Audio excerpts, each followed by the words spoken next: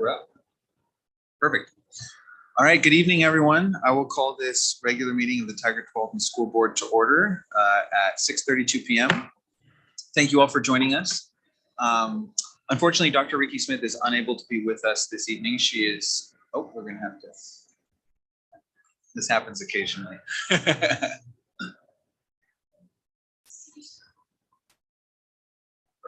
No worries at all. Thank you for helping us with tech this evening. Dr. Ricky Smith is recovering from a health procedure. I spoke with her today. She's looking forward to being back with us at the July 1st meeting.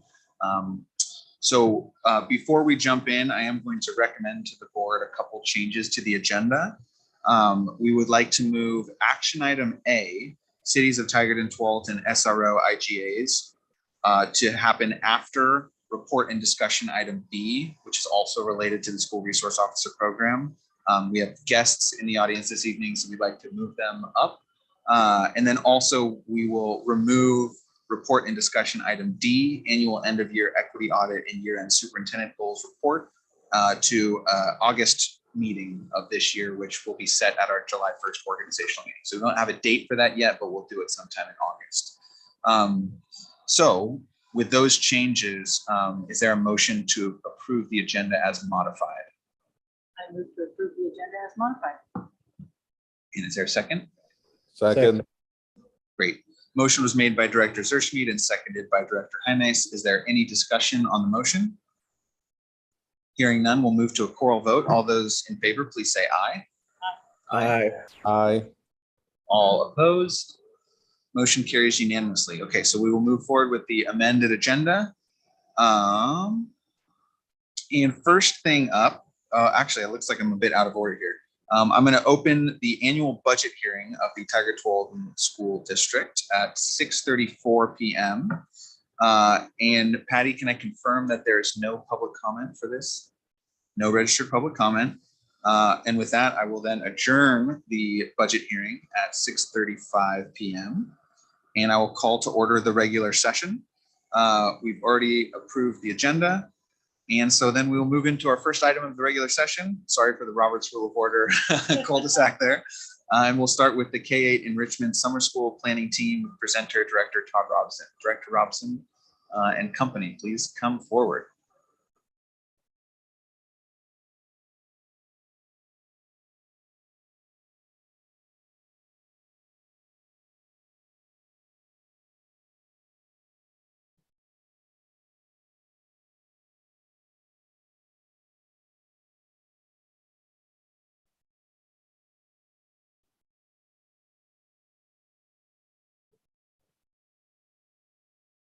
Chair Bowman, Director Zerschmied, good to see you and everybody virtual this evening.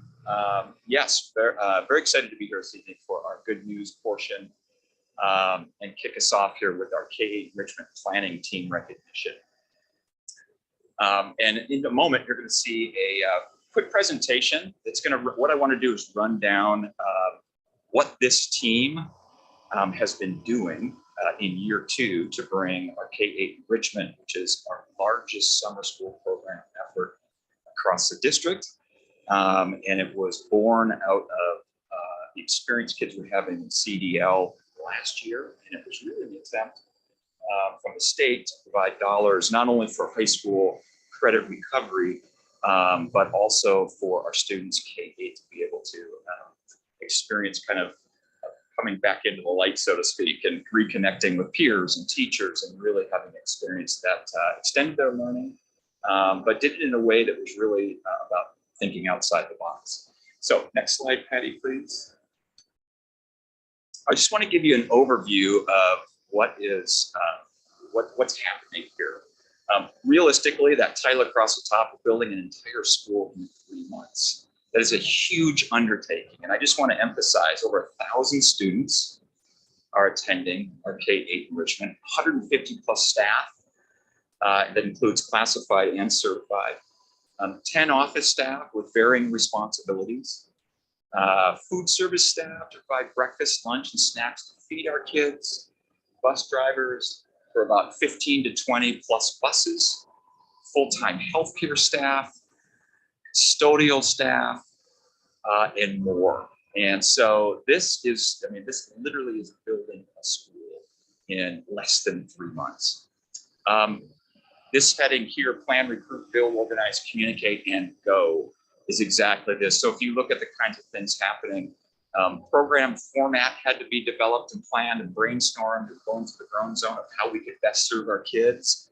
This crew sat there every Monday. We pulled together and met for a couple hours and really dug into what this was going to look like, what the vision was, coming off of a really successful year last year.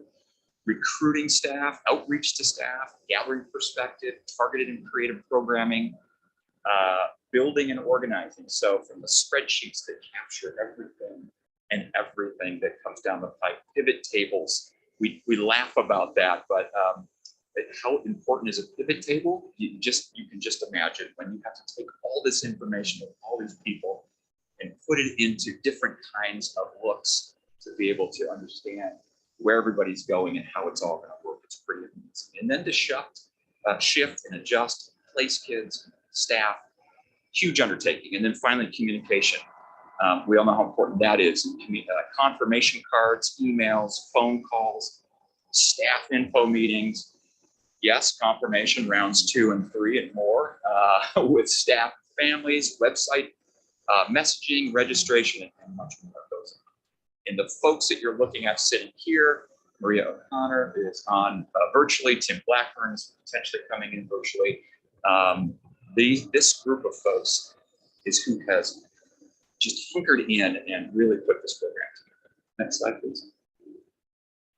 And then other must-dos and logistics. Now, what I really want community and board to hear is the list goes on. Building classes and synergy has to happen. Balancing classes, assigning classrooms, paying staff, creating and communicating bus routes, evaluating and reviewing student plans, assisting with an abundance of purchases of needed materials, supervision, food distribution, daily schedules, and they could tell us even more that has to. Lesson planning, it goes out. Yeah, this isn't even including the lesson planning. And exactly. So anyway, I wanted to give everyone a sense that, of what this is, what this effort looks like. This isn't even including the 17 other programs that are happening in school about recovery and other efforts. This is simply the K-8 enrichment summer school effort. Really want to recognize these folks, because here's one of the most important things I want to mention is that while all of this building of a new school is happening, these folks have full-time jobs, and it's happening alongside their full-time jobs. I can't express enough thanks, gratitude for these folks in terms of their attitude, their can-do, everyday demeanor that comes through the door in terms of making this program work for our kids, through the ups and downs. And it continues. We're not there yet. July 11th it starts, and we're still all good.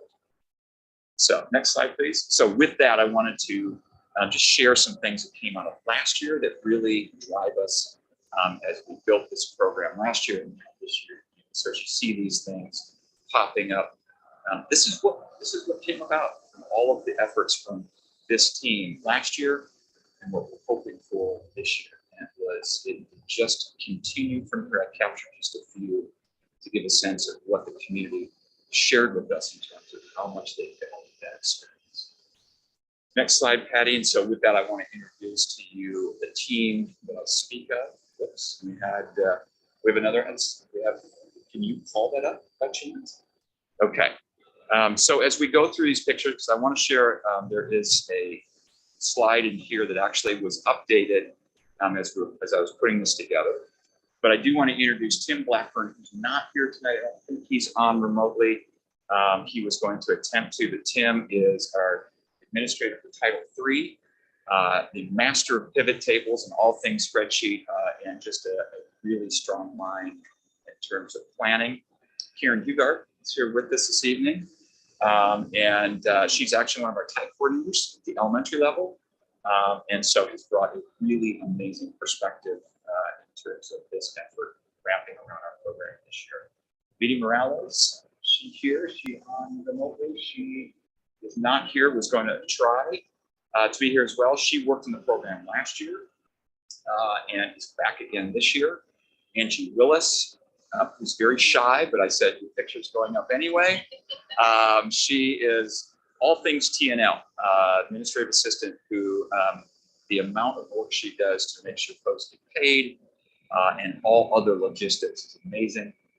Jean Davenport and Todd Schwa, these two folks are the folks who, once they get all the student information, put every student on a bus and create all the bus routes. So they are knee deep into that right now and do that. I'd love to say with a smile on their face, but it is a ton of work and they're just getting after it. Deanne Alba is here. She is one of our coordinators, which acts as one of our administrators for the program. Gigi Escobar is here as well. He's another coordinator for us. Maria O'Connor is virtual. She is our third coordinator, and it's important this year to have three because as this effort grows, we learned last year with two coordinators, Kate Beckett, that a third person helped really provide some additional support that was much needed. So we're excited to have Maria. Yes, and we have incoming kindergartners coming in as well. So we have invited incoming kinders. We didn't have that last year, and we also included outgoing eighth graders. And Carla Parker is here as well. Carla, when we talk about loading students into synergy and all things class, organizing all the classes, and I'll speak to her in a moment. I can't even say enough. It just boggles my mind how all of that gets done. Simply amazing. Alongside Carla, our IT director, Susan Bernard, as well. Again, the amount of work and the amount of logistical kinds of things that are happening from these folks to make all of this happen is simply uncanny. So with that, I'm going to stop talking and I'm going to turn it over for questions or comments. Awesome.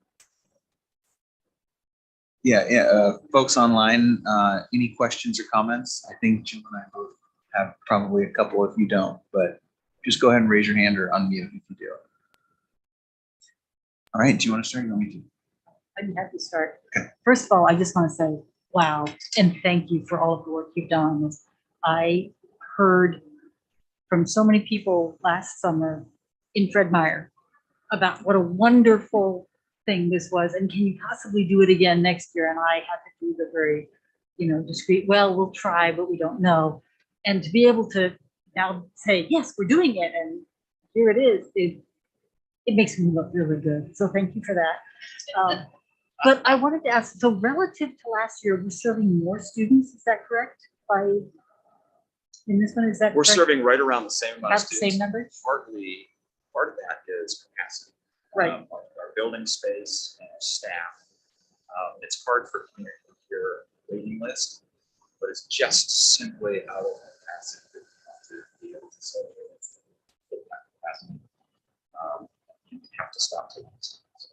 So we're serving more grade levels for the same numbers. Is that Serving, essentially more grade levels in terms of bringing in aid, but in terms of where we have dropped to about this.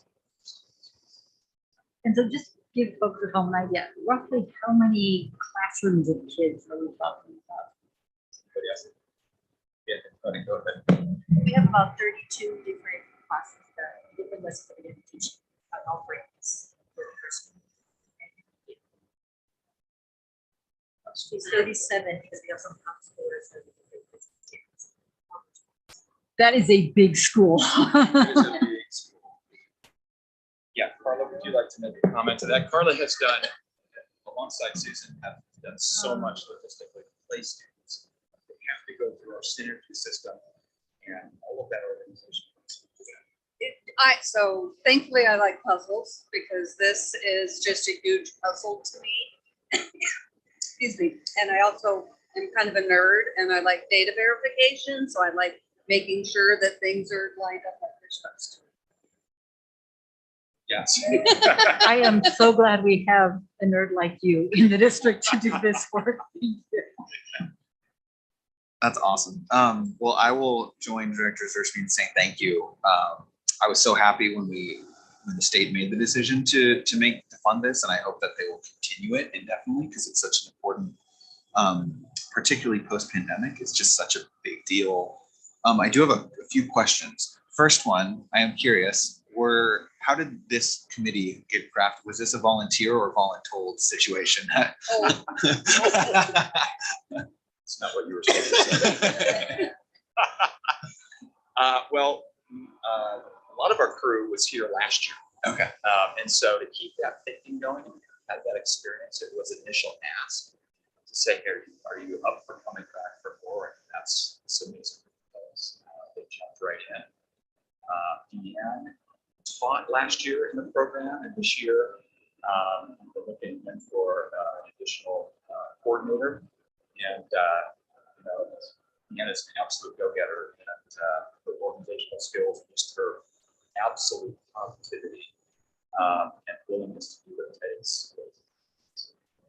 So yeah, it's grown a little bit. Carla jumped forward and said, I want to do it.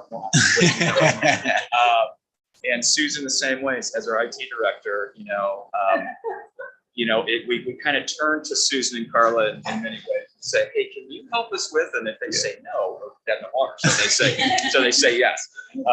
So they willingly jump in. Yes. Well, can do. I did just want to say thank you for taking on more than your traditional role. The board has meetings with all the principals where we go through SIP plans and where we see where students are versus where we want them to be. And in many of my meetings, we talked about how summer is one of the options to help, one of the opportunities we have to help close that gap. And so on that note, I do have a question about student enrollment. So you mentioned there's a waiting list. So how have we made decisions about who is enrolled in the program and how, which students are connected to which opportunities? Can you talk through what that side of the equation looks like? Yeah.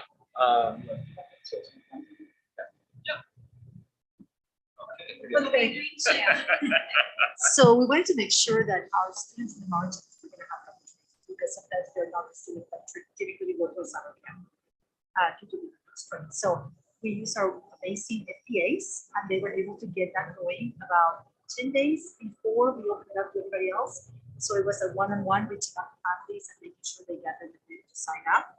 And that's the list that we prioritize and we open it up to the rest of it.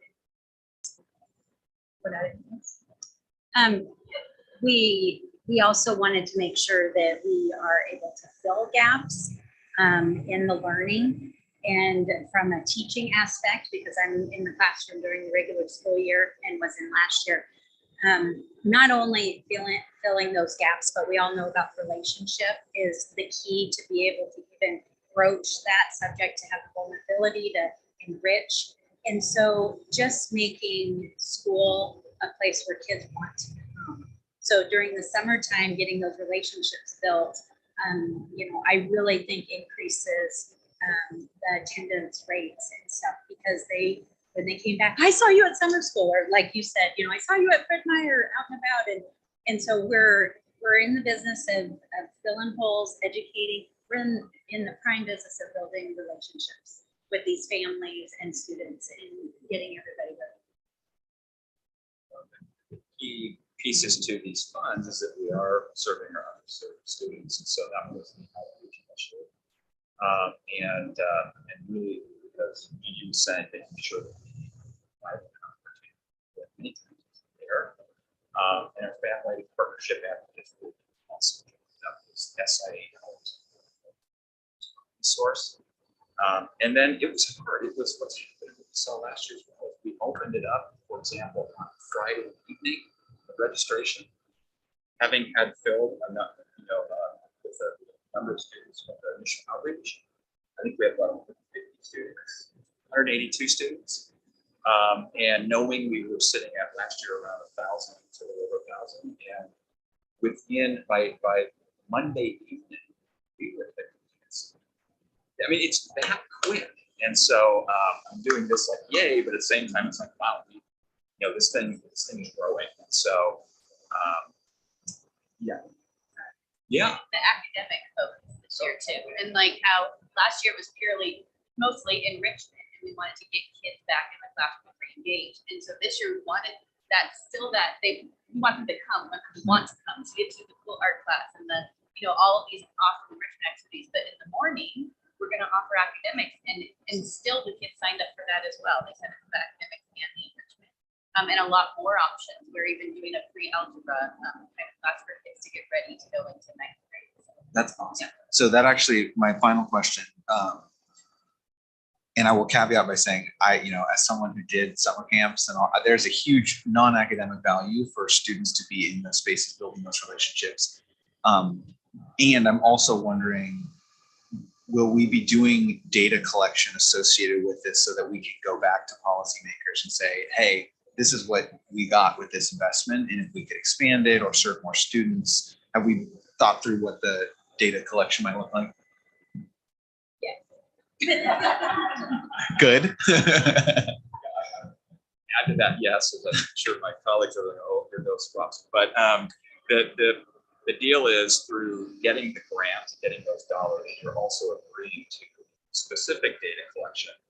But we also want to understand, that's the work of capturing students with synergy, being able to, tag students and know where kids are and who they're with next year, and track students in terms of the potential correlation between the summer school effort and the non-school. So that's part of what we so that's awesome. So exciting. Any comments or questions from folks online? Yes. I did want to say thank you to Director Robson and his team for doing this great work. 1,000 kids, that's a lot of kids. And so I know this is no small task. Can you say a little bit more about the overall goal? What are the goals of elementary or K-8 summer school in Tigard-Tualatin School District? Yeah, sure. So the goal is, one, to have outreach to our families and really provide, as one point, provide for our underserved students and make sure that we are tapping our community to allow kids who maybe historically have not had some of those opportunities to access the program. And so that's a goal with these dollars from a K-8 perspective. The other piece is, Deanne was talking about this, is to provide an opportunity for students as a goal to experience learning in a way that isn't necessarily traditional, but really kind of opening those doors to learning that comes through different modes and experiences that are, I don't want to say fun versus not fun, but done in a way that really integrate learning that looks a little different. And so we open it up to our teachers as part of the process to say, think outside the box. What would you, as part of the recruiting as well, what would you want to teach? So gathering perspective last year from students around what they really liked, and also taking from what teachers really like as well, what they want to teach, opens the door for a lot of rich opportunities. And that's what we see. So that's a goal. And then as Karen was mentioning, another goal was to also stay targeted in those morning sessions around reading and math, and extend that learning for students, and do it in a differentiated way. So when kids come through the door, they're in their grade level band, not a band of K2 in one class, but kindergarten having their own class, first grade, second grade, so on and so forth. So we wanted to be able to provide that opportunity, and we were able to do that. So students will transition from a fun learning experiences targeted around reading and math in the morning with some SEL work, to an afternoon that's enrichment, and kind of transition to those outside the box. So that was another goal. Thank you. One more question is anybody required to go to summer school? And if, No. and it's okay, so it's not in this particular program, right? Okay. So this is all enrichment. It's optional. Okay. It is, yes. Yep. All right. Great.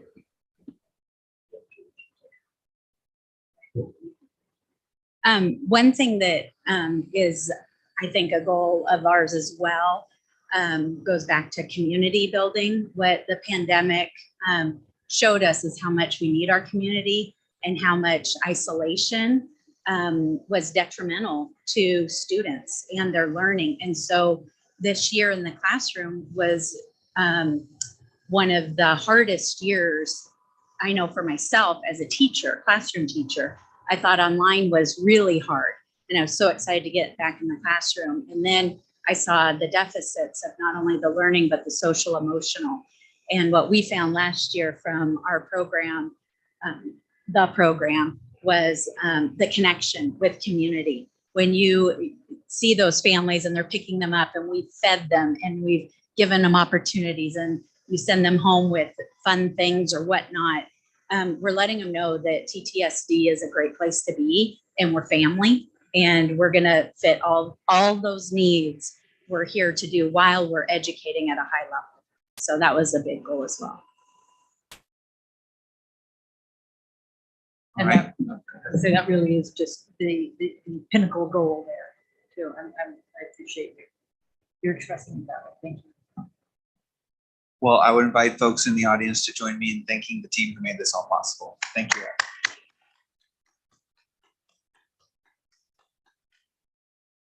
All right, thank you again for being here this evening and for all your work. And with that, we'll close recognition and good news, and we'll move into board communication.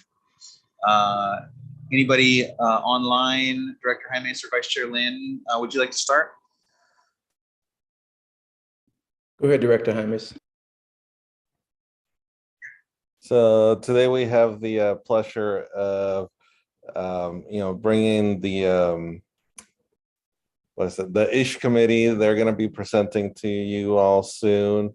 We met with them and we finalized the presentation, and it was a great meeting. Dr. Lynn was there, and it was great to be there. I also attended the COSA Seaside Conference for administrators. That was also something that was exciting because we hadn't been able to have one in person, and lots of great people were recognized at that conference. And Director Bowman was presenting as well, or Chair Bowman, sorry. And then I'm up here in Seattle for the AVID conference for my personal work or my job, and it's also another amazing experience that I get to learn, and just be excited for not only the learning that is happening, but also the outcome for the kids that we are going back into the districts and teaching. So thank you. Thank you, Vice Chair Lynn. I had to find my mute button. But yeah, I just to echo what Director Hymas said, I'm looking forward to tonight's ISH committee presentation. I think the recommendations will be very useful, and I look forward to the conversation that I think we're going to have as a result of some of the recommendations that are coming forward. And thank Director Hymas for his leadership in that effort this year. It's been really rewarding as a member of the board. I personally am just in the process of kind of shifting from Oregon to Denver while the family remains and the household remains in Oregon. So just, in full disclosure, as I mentioned before, we'll continue these online meetings and hope to be back in Oregon in August to attend a meeting in person. But just good to see everybody, and looking forward to continued conversation tonight. Thank you. Director Zerschman. So I wanted to start by recognizing that Tim Blackburn is now joining us virtually. He's part of the A team for our recognition and good news. So now that he's there, I just wanted to say hello and thank you so much, Tim, for all of the work you've done to get our summer school program up and running this year. It's really something. The other thing I wanted to say was, I'm sorry I have been sort of an AWOL board member for the last couple of weeks. I actually missed one of the first board meetings. I've missed, I think, 3 or 4 years, this last one. And that's because I had COVID. I took every precaution I could think of. I've been wearing my mask diligently. I've been vaccinated 4 times. I still got COVID. I still got very sick. And I wanted to let people in the audience know that even though Omicron is not as bad as the other variants, it's still bad enough to put somebody in bed, pretty much unable to get out of bed for a week and another week to recover from it. So I beg people to please take it seriously. Even though it's better than it was, it's still not good. Thank you, Director Searchman. We are glad to have you back. Glad you're feeling better. A few quick things. I want to thank Director Ebert for convening a policy committee meeting with Director Searchman and I, and looking forward to that conversation later in the agenda. I want to thank the city of Tigard. I spoke with Mayor Snyder and I spoke at the Juneteenth celebration that Tigard organized in partnership with TTSD. Director Rose, Director Un, Superintendent Ricky Smith were all there, and it was an awesome celebration and something that I hope continues. I wanted to thank Dr. Ricky Smith, and I gave a presentation on student voice with Director Rose at the COSA conference, and I gave two presentations. One was through the school board role, one was through my day job at ODE role, and the school board one was much better attended, and folks were much more interested in it. So it was fun to see, superintendents and principals be interested in the work that we're doing and trying to replicate that in the communities.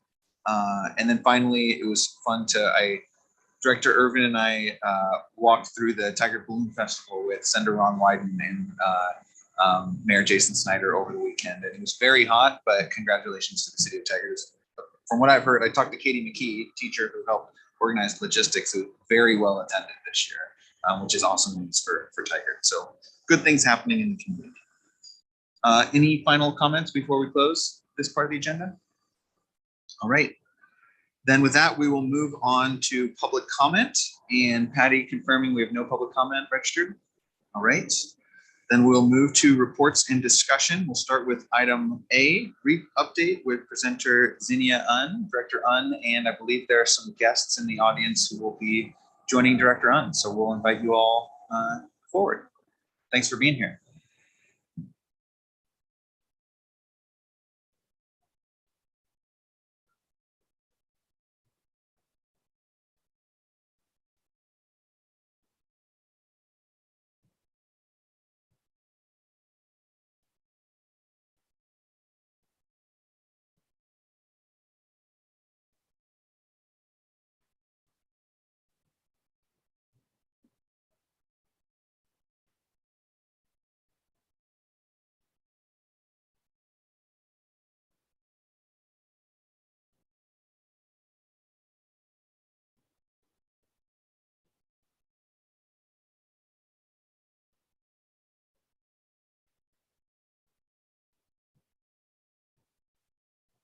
Tualatin Middle School.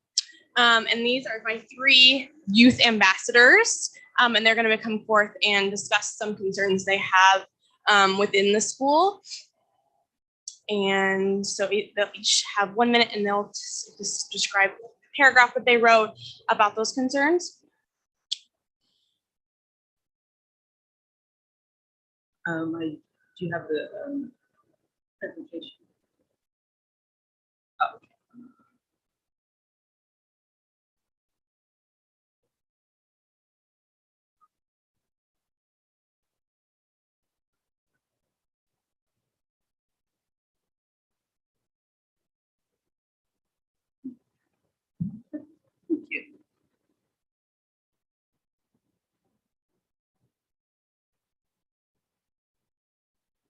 There it is. Awesome. So I just want to briefly talk about REAP for, I'm sure most of you guys know, but REAP is a multicultural student voice leadership organization that's been around since 2001. And it was founded by Mr. Mark Jackson, Mr. Lavelle Thomas. And if you could please go to the next slide. The mission is to proactively ignite, elevate, and engage the next wave of leaders for the future now. So we're all about student voice and allowing our students to elevate their voices and speak to the things that matter to them. If you go to the next slide. I just want to talk about the students we've served within these last couple of years. So this is I would say our first full year in TTSD as far as like direct service with students. We're at two schools, which is Fowler Middle School as well as Tualatin Middle School. Fowler Middle School this year served or worked with 70 students. And the coordinator for that site is Devontae Cullum, and Dana, right next to me, served as Tualatin Middle School, who served as 30 students. And like I said, we've been in partnership with Tigard-Tualatin School District for 2 years, with this being the first year that we've done direct services with students. You can go to the next slide, please. So I'm just bringing up Fowler Middle School. So they kicked off programming this year around December 2021. Kickoff was attended by 74 students. And since then, it's just continued to have student engagement. One of the pictures you guys are looking at here is the students led a school-wide cleanup due to some of the custodial shortages. So the students wanted to help and be a part of that. And that's something that was important to them. And I was able to capture some of the things they were doing. So this is one of the many pictures I was able to take. So that's some of the things that Fowler was doing. And next slide. Tualatin Middle School. So Tualatin started a little later, starting in February of 2022. They started with 15 students on the first day as the kickoff.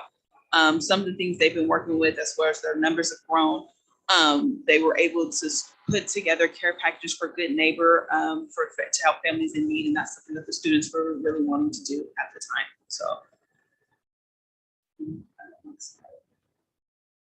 So just want to share some of our successes with GREEP this year. The partnership with the affinity groups, and as still needing some growth there, but realizing that that's one of the things that they were able to do at Fowler, building relationship with teachers, and teachers starting to understand what the REAPS program does, and just the check-ins with the students, those who are part of REAP, and still building relationships with those students who are not directly involved with REAP.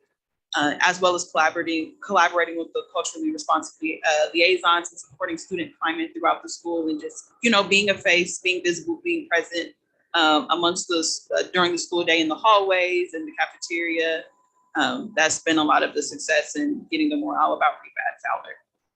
Next slide, please. And then Tualatin successes. As I mentioned a little earlier, with Dana being able to recruit 30 students throughout the year, even when coming in the middle of the year, February. And if she's able to speak to it, just, being able to see the progress of students' grades and the confidence they have in the school, like some of their school attendance while joining the program, and having 16 students who are fully engaged in the program that continuously come every day and are engaged and are active. And so, yeah, that's Tualatin successes. Do you want to speak a little more to that? So first coming in, I noticed students were having some issues with getting to class on time, turning in homework on time, struggling with the course content, specifically science and math, as well as getting to school in general. What I've been doing with them is I will meet with these students every 2 weeks, what we call one-on-ones, which are check-ins, and we will speak a few minutes on what was going well, what they wanted to work on, what the challenges they were facing, and how I could best support them. And another one of my roles is to help with homework support, as well as just overall check-ins during the year. So as we went on throughout the school year, towards the end, I was noticing students had a lot more confidence in themselves. They were able to make it to school on time. They were able to get their homework in. They were understanding the content, just by having those resources, such as myself as homework support and homework club that they would go to after school when they felt they needed that support. And I think that really helped as far as knowing what resources they had, and just helping build up that confidence within themselves. I think really helped a lot. Thank you. Next slide, please. So these are just a couple of photos of throughout the year, some of the things that REAP has participated in. One of the field trips was the OMSI field trip that TTSD did together with Fowler and with Tualatin on one of the days students were out of school. So those are a couple of pictures from that. Another picture from Fowler school cleanup, and some of the young ladies, and one of the middle, I believe the middle picture is some of the young ladies speaking at our family night that we hosted with Beaverton School District, which is the other district that I manage. So yes, I wanted to pass the mic to just allow the students, since they are here, just to speak, because again, that is what REAP is about, student voice. And part of that is getting them to this space where they feel comfortable to speak, which takes time, but I'm really grateful for them to be here. So not sure who's starting, but yes.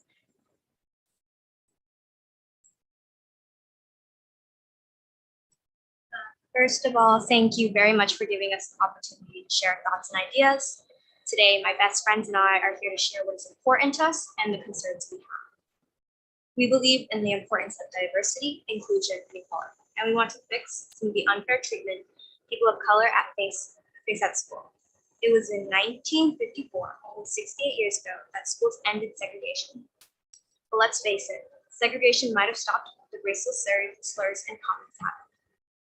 For an example, we see some slurs and cuss words written on our bathroom walls. They were there the entire school year as if no one cared, but we do. I don't believe it's that hard to get some paint and cover it up so that students don't have to walk in our bathroom and feel as if no one cares about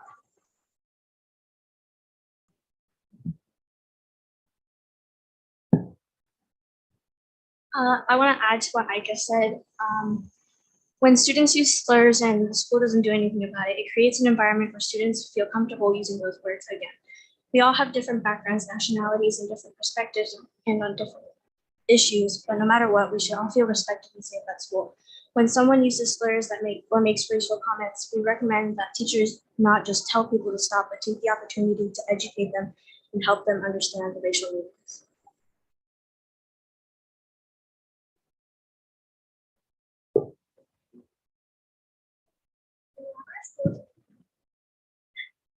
We want our school to be where we can show up and not be judged or discriminated against, but celebrated for who we are. We are unique in our own way, and the people beside you are unique, and the people you love are unique. We may be young middle schoolers or even adults, but everyone has a voice, and we are proud to use ours today. Thank you again for your time to listen to this. Thank you again. That's all that we have. I just want to open the floor if you all had any questions, but thank you again for allowing us to share. Awesome. Well, thank you for being here.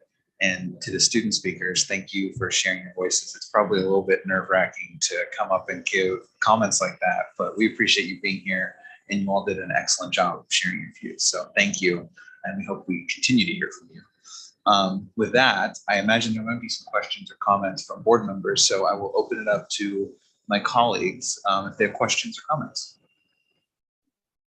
Yes, I did want to ask our camera person if it's possible. We're only seeing the back of people's heads who are presenting, so it'd be nice to see people's faces if that's possible. But unfortunately, Thor is not here this evening, so Lisa is helping fill in. I don't think we have the camera capacity this evening. Yeah, we don't have enough cameras, so sorry about that. But go ahead, Marvin. Well, thank you, Lisa, for helping. So thank you for being here. I'm familiar with REAP. I know Mark Jackson, known him for a while, and just have a lot of respect for what REAP does in the state of Oregon.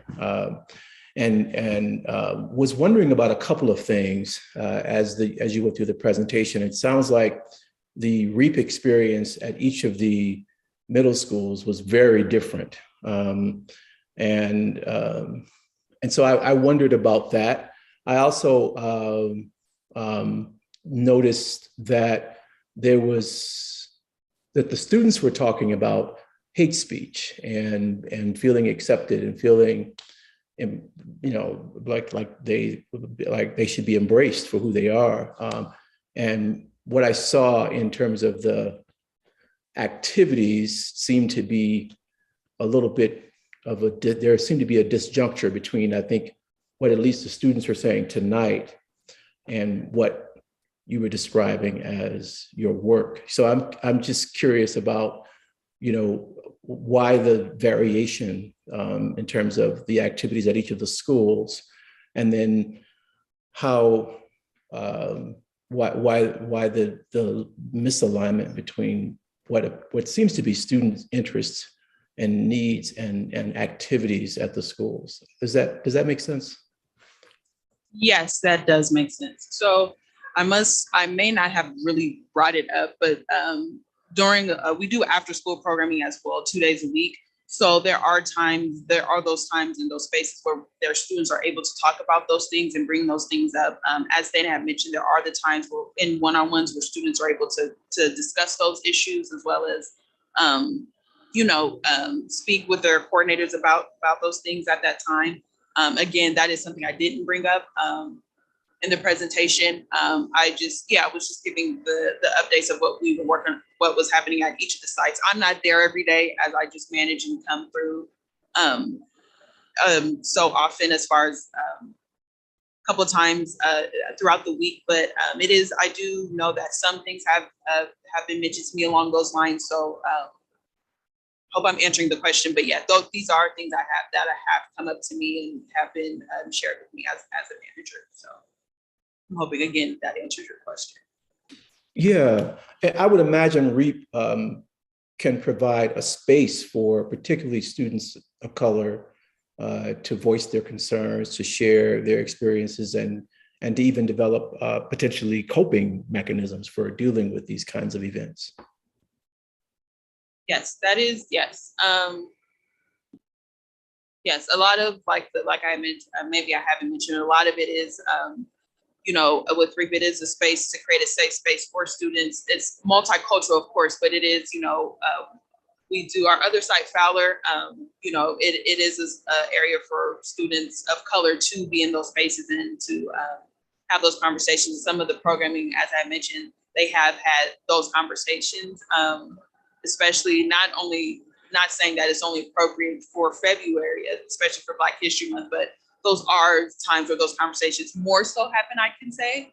But they are, there are conversations that are had and done, and we still pick the brains of students just to figure out what are some things that you would like to see and change and work on, and just getting our students here to even speak about those things. That's where we come in and give them that, confidence that Dana mentioned, that courage to even come and share in this platform, because at the beginning of the year, they're just getting used to the program and not so much feeling as comfortable even speaking out loud. But yes, it's a work in progress as far as getting them to that comfort. So it sounds like Fowler is really on target in terms of addressing some of these issues that are really at the core of REAP's mission. Why do you think that isn't happening at the other schools?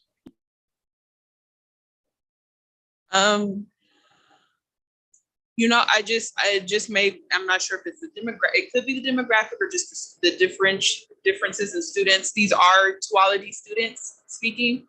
So like I said, it could be the demographic, but I just think that the students express things in different ways at different times. So that's where that can happen.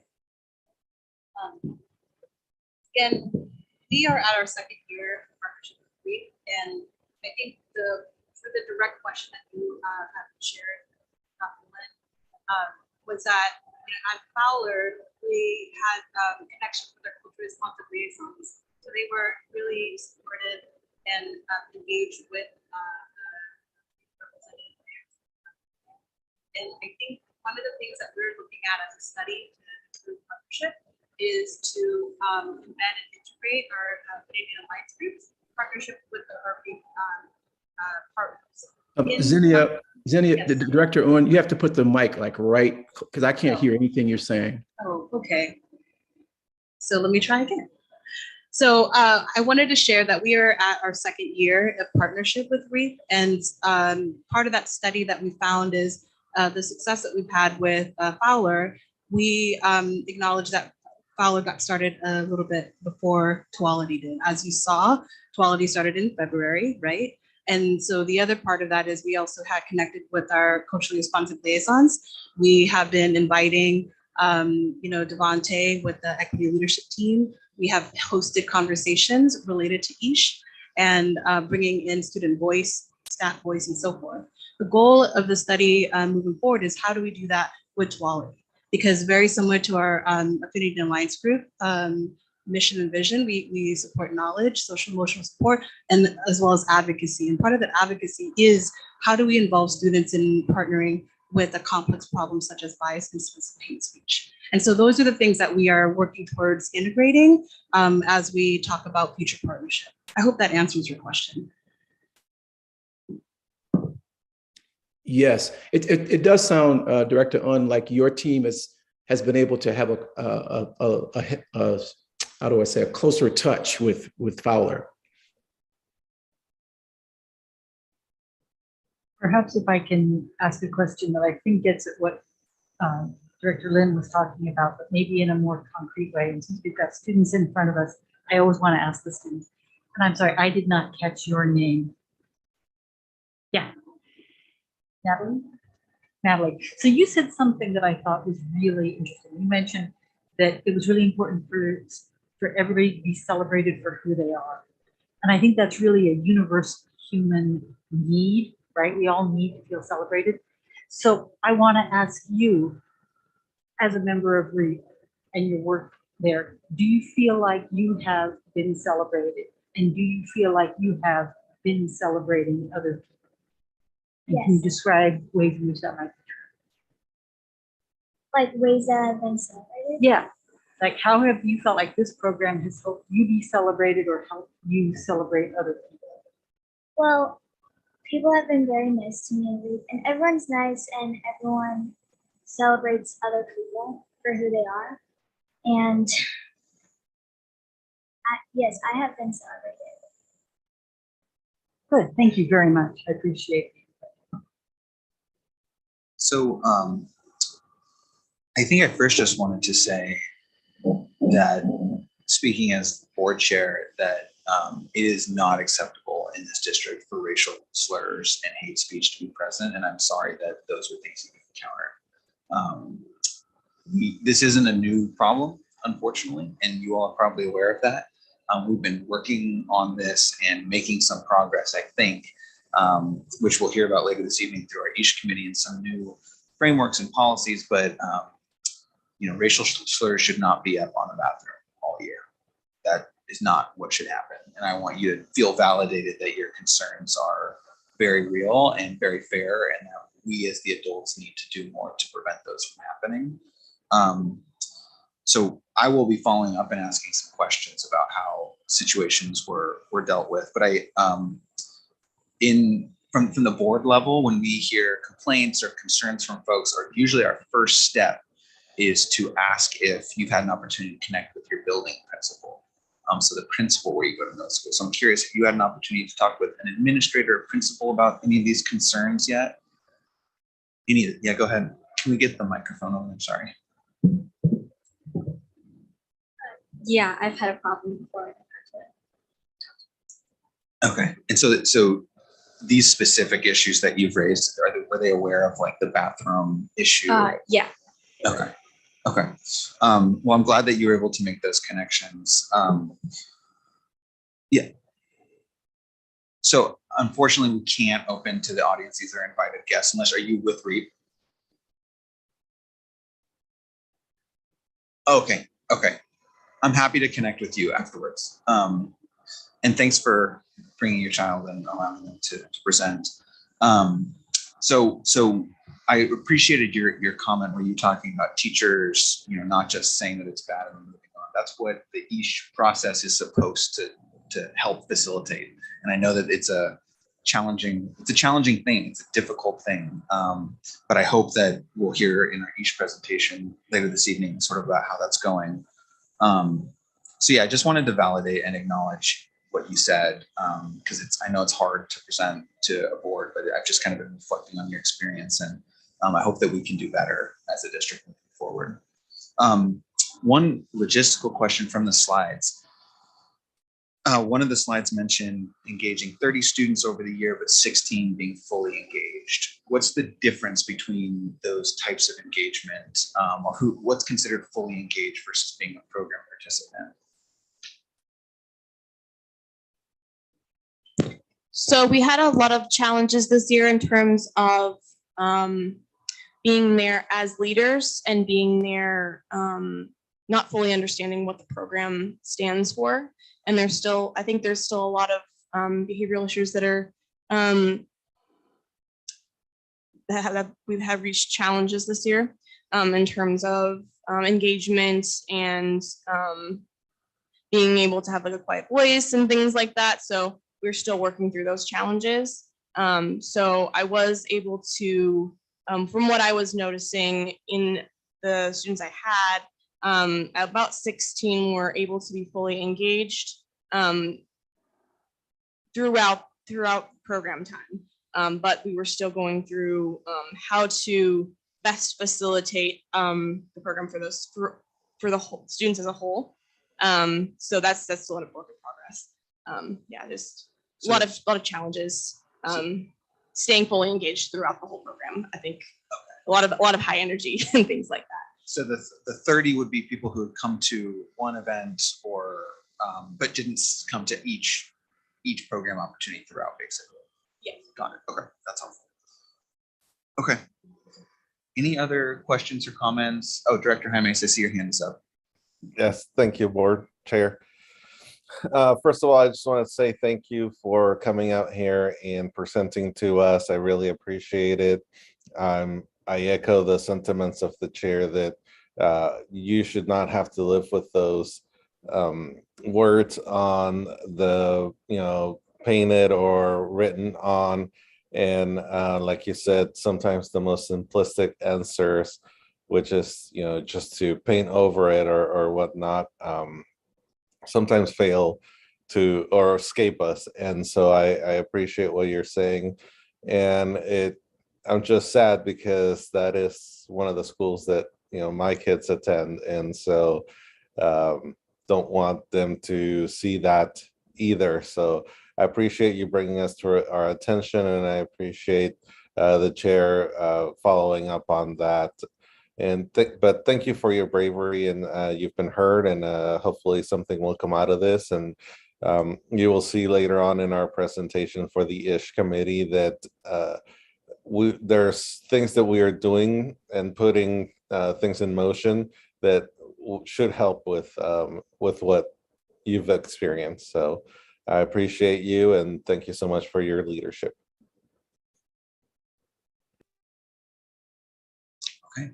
Well, thank you again for being with us this evening and for sharing your story. And we should hopefully stay in touch with you and get another update in the future. Okay. Thanks for being here. Okay. Chair Bowman, I did have one other thing I wanted to say.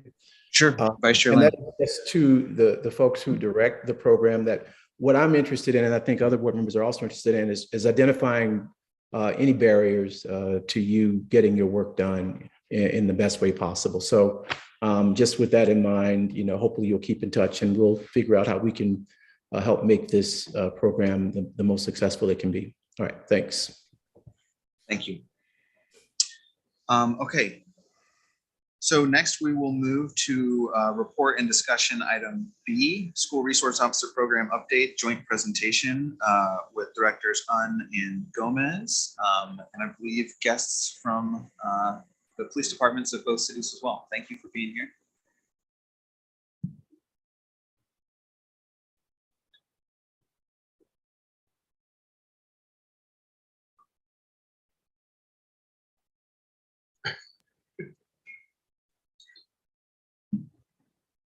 Good evening. I have the privilege of starting our presentation on our SRO, School Resource Officer Task Force, that we've been doing throughout the year. And I have a few guests here that I'd like to introduce. To my far left, your far right, is Brian Miller. He's one of our School Resource Officers. And next to him is Captain Struckmeyer, and works for Tualatin Police Department. Next to him, to my left, is Lieutenant Charlton, and with Tigard. And then right next to me is Nick Nunn, one of our School Resource Officers. And just a quick highlight is the two here that are not current SROs are past SROs. So they have lived in the shoes of the other guys here. We have, there we are. Thanks, Ben. You can go ahead and go to the, when you start it, go to the next slide.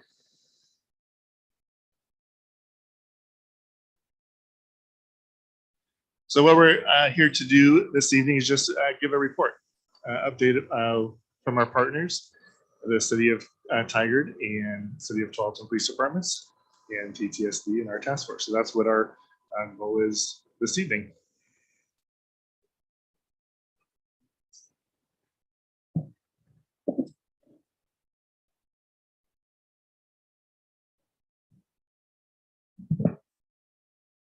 All right, hey, good evening. I'm Brian Struckmeyer, captain of the 12th Police Department, and like Jack Stone said, I was an SRO back in 2007 to 2010 at high school. That's my year at police department. So really, it was a joy. My mom's a teacher, my brother's a teacher, my sister's a teacher, my wife's a teacher. So I've been surrounded by teachers, and so it was really important to me, especially now being a father, to be what I felt was being safe, helping kids safe, helping teachers stay safe. But anyways, that's a little bit about me before we get started about this last year's. So I'm understand why and why I'm so passionate about the SRO program partnership that's been going on now for over 35 years in the city of Walton and the entire Tualatin School District.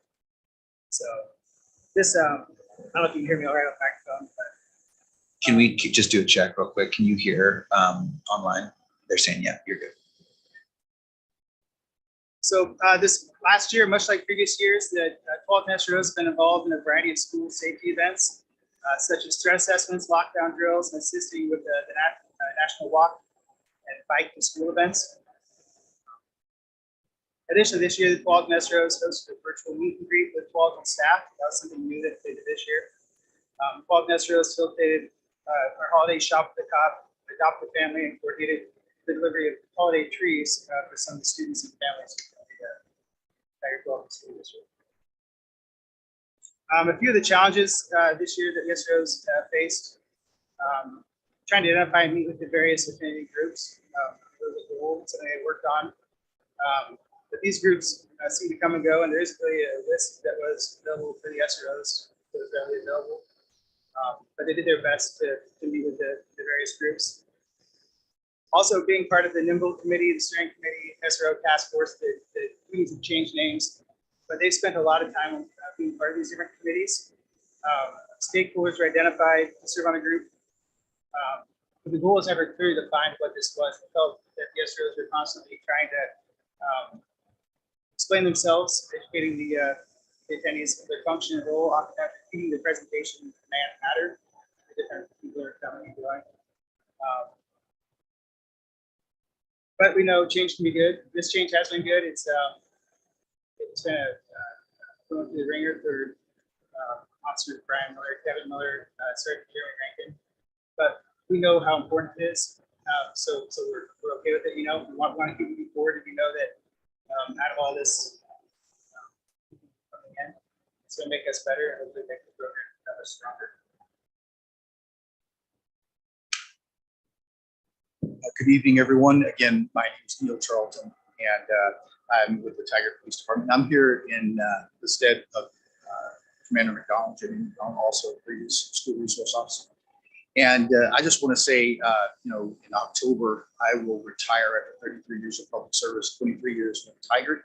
And having been an SRO, I want to tell you, it was the highlight of my career. It made me a different and better police officer. So it's good to see that we're still having this collaboration and this partnership. And that's what I want to do tonight before I hand it off to Officer Moon to talk about the actual statistics. But, you know, when I was asked to do this, I wanted to take a look and to see what that collaboration has yielded since January.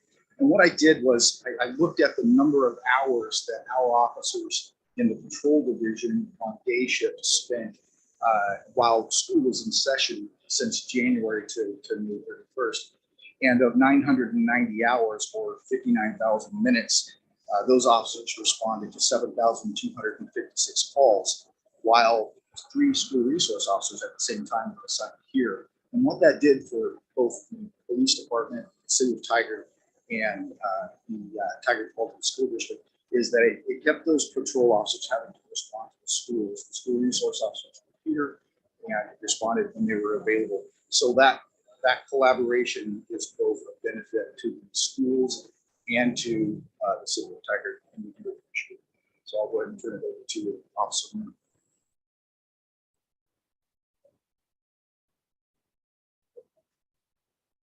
I just got some preliminary stats for our officers, the three of us. There's three that work in Tigard. So we have some preliminary numbers. We're working on the final report, but I have some preliminary numbers that I can provide to you. So between the three of us, we took 157 reports from the school district this year. So like you said, that would be 157 more reports that patrol would have to squeeze into their time that the SROs were able to take. We're going to break down in the final report, we'll break down the number of what the reports were. But 157 is pretty significant. Unfortunately, there were 25 referrals made to the juvenile system. We also broke those down. Not all of them were youth in our schools. There were quite a few of them that were actually parents or adults. And we did an investigation. They were referred, of course, they weren't referred to juvenile, but those were referrals. Out of those 25, actually no referrals were made from SROs initiating some type of contact. All 25 of those referrals were referred to us by parents, school staff, or some sort. The majority of them were actually dispatch calls or referred to us by parents. So something would happen to a child in school, and a lot of times the parents, are upset. Maybe they weren't happy with the way the school handled it, and they actually call us and ask for us to do something. So a significant, out of those 25, 13 of them were either dispatched or school or parent referrals. So almost half of them came to us from another source.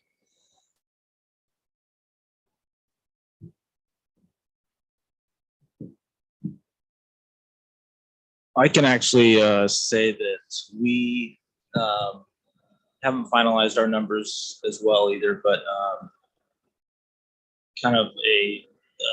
we've had about approximately 75 police reports. And I think that was like from April 25th or so, around there, for the beginning of the school year. And they've ranged from found property reports to reported sex abuse cases, theft cases. We've made, up until April, we made 24 juvenile referrals to the juvenile department. And those were anywhere ranging from MIP alcohol to assault threes. And like Tigard, all of our reports that are generated within the schools are all generated from parents, student specific or school faculty. None of the result of us self-initiating this activity at all. And, without us in the schools, I think almost all of the calls that we've handled, they're generated within the schools. They would have just been generated to a patrol officer, and they would have been handled much differently.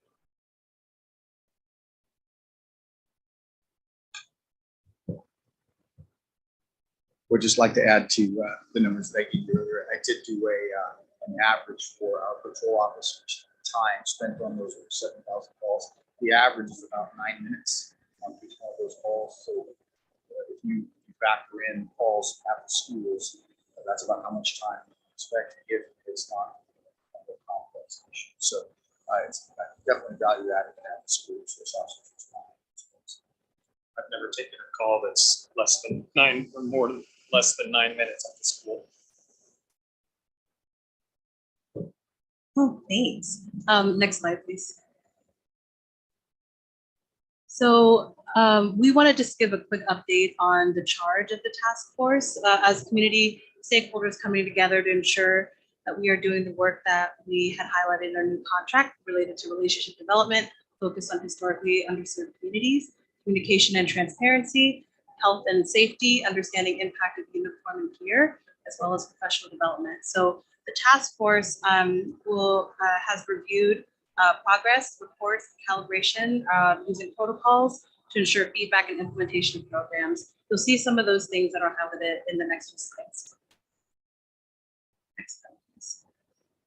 So under the district's equity work, we believe that TTSD equity work means the school community coming together to critically review the health of our system and the outcomes it produces for our students.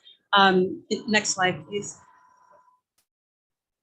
So part of this work is around building relationship, and what we found in the context of COVID changing this year, as well as moving from online learning to in-person, and all the different guidelines that impacted our ability to connect as human beings. It's really hard to build those relationships in that context.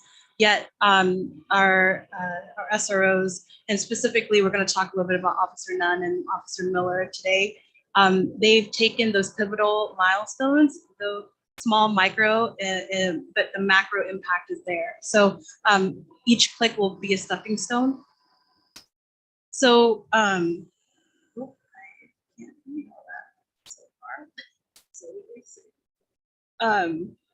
so we have one-on-one communication of how to be culturally community responsive to students of color. Officer Nunn has attended equity meetings.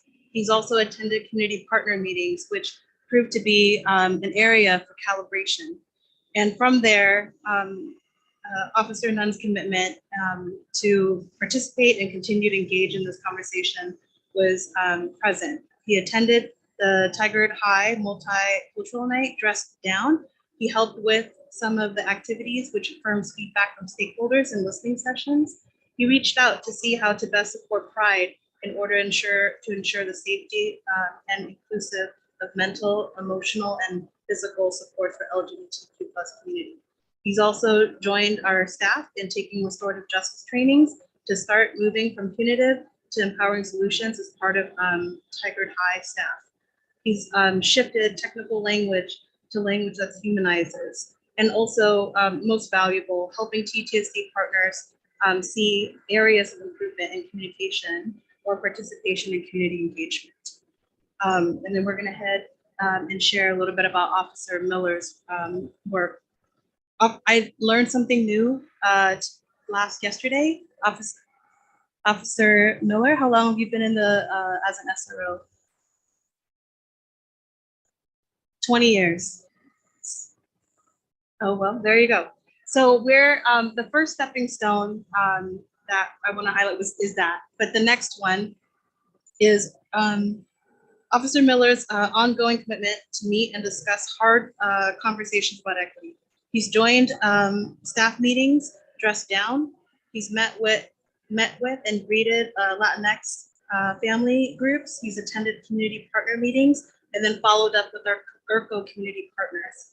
He's also participated in Culture Week that was hosted by students. And most recently, he's reached out to our family partnership advocate at Hazelbrook to recruit students for their GREAT program, summer program. And then with that, worked with district administrators to discuss transportation barriers for participation in GREAT, and has, with support from Jarvis and the team, has acquired transportation to eliminate some of that barriers for participation. And then also facilitating GREAT program, an alternative uniform. I think you said it's polos and shorts. Yeah, there you go. So with that, Next slide. I'm not going to read all of this to you, but I just want to highlight the consensus of the areas of focus for our task force. And I just want to highlight that top section that we're prioritizing. Education about health and safety, including uniform and gear, which you mentioned. Trauma-informed restorative practices and equity trainings and records of what SROs and district has engaged in. Is there evidence of active partnership? And then the third one there, where are there opportunities to soften the appearance of officers while keeping balanced need for officers to be prepared for what emergency arise? And Vinny just referenced one example with Officer Miller.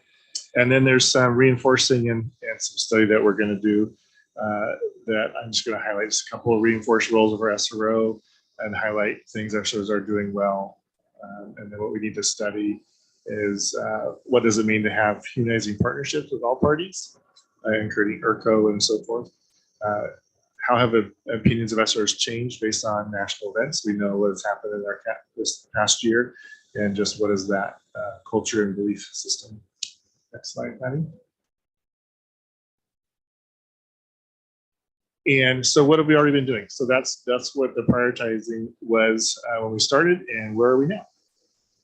Conversations about when flexibility and uniform and gear is possible. Examples towards good faith efforts to meet. There have been examples of this already. Prom, for example, they might dress down or dress up into tuxedos, which they've done in the past. You know, around our great students this summer, they're dressed down. So there's different opportunities. Officer Nunn showed that as well when he attended the meeting the other day. Intentional efforts from the Department of Equity and Inclusion to include and invite SROs to be part of equity leadership teams, and that's what we've been doing. We met with, for example, we met with ERCO a little while ago, a few months ago, to have conversations with our SROs from Tarleton. So that's where we're going with progress. I think we're making quite a bit of progress from my own experience.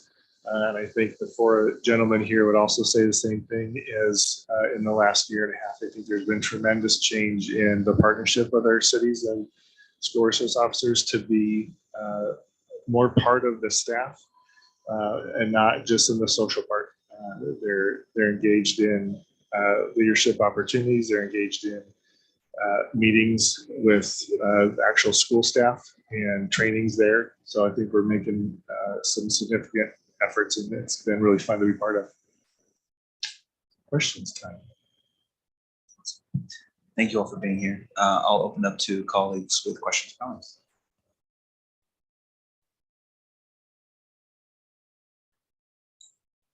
I'm happy to start if that's helpful. Okay, so I guess I'll first just acknowledge that your role, I know, has been in spotlight nationally and locally, and we certainly on board heard emails from people with all sorts of ideas about what we should and shouldn't do, and I can only imagine how challenging that was for you all to navigate.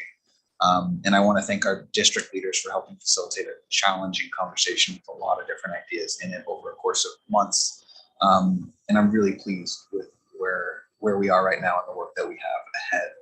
A couple of questions I wanted to make sure I understood, because this was new, and I want to make sure I get this right. So of the referrals, where so the implications of what you said were, even if there were no SROs in either school, all of those referrals would have taken place because they were calls placed to law enforcement. They were not initiated by SROs. Is that correct understanding? That is correct. So if a parent calls, even if I'm off duty and a parent calls, usually that is referred, and I'm sure Tualatin's the same way. It is referred to me. So I'll come home or I'll come to work the next day. I call it home. But I come to work the next day and there's an email saying, hey, this parent called and needs to talk to you. And so they'll call and want to talk to somebody and they'll refer them to me the next day. So that's still going to get referred. In fact, you probably, Forest Grove this year, actually, I was talking to some of their command staff. They eliminated their SROs and sent them back to patrol. Their referral numbers actually skyrocketed because the schools are now calling for a police officer. Instead of working with the school and coming up with a solution, their officers have got all these calls to go to. So the officers are going to this school and they're like, okay, you know, this happened and it's a crime. Here's your ticket, and I got to go to my next call. Whereas as SROs, we have more than 8 minutes to spend on a call. So we can sit down with parents and administrators and come up with a solution that's going to keep this from escalating or continuing. Whereas a patrol officer, they've got calls holding. So they're here, okay, you possibly committed a crime. I'm referring you to juvenile. Now I've got another call to go to. So by having SROs in the building, we're able to work with faculty and staff to prevent kids from actually going into the system. If we have that relationship and we can try to come up with another solution. Not always, but a lot of the time. That's a perfect segue. And you partially answered my follow-up question, which is, one of the concerns we hear is we don't want to be getting our students entangled in the criminal justice system with a record before they graduate high school. And actually, we spoke at a last school board meeting because I was curious about, obviously there's some discretion involved in these matters. Like a bomb threat is one thing, but there's a lot of lower level things where you could probably make a choice about whether to refer or not. Can you talk a little bit about how you approach those kinds of questions when a student is could be referred or could not be referred? How are you processing those kinds of situations?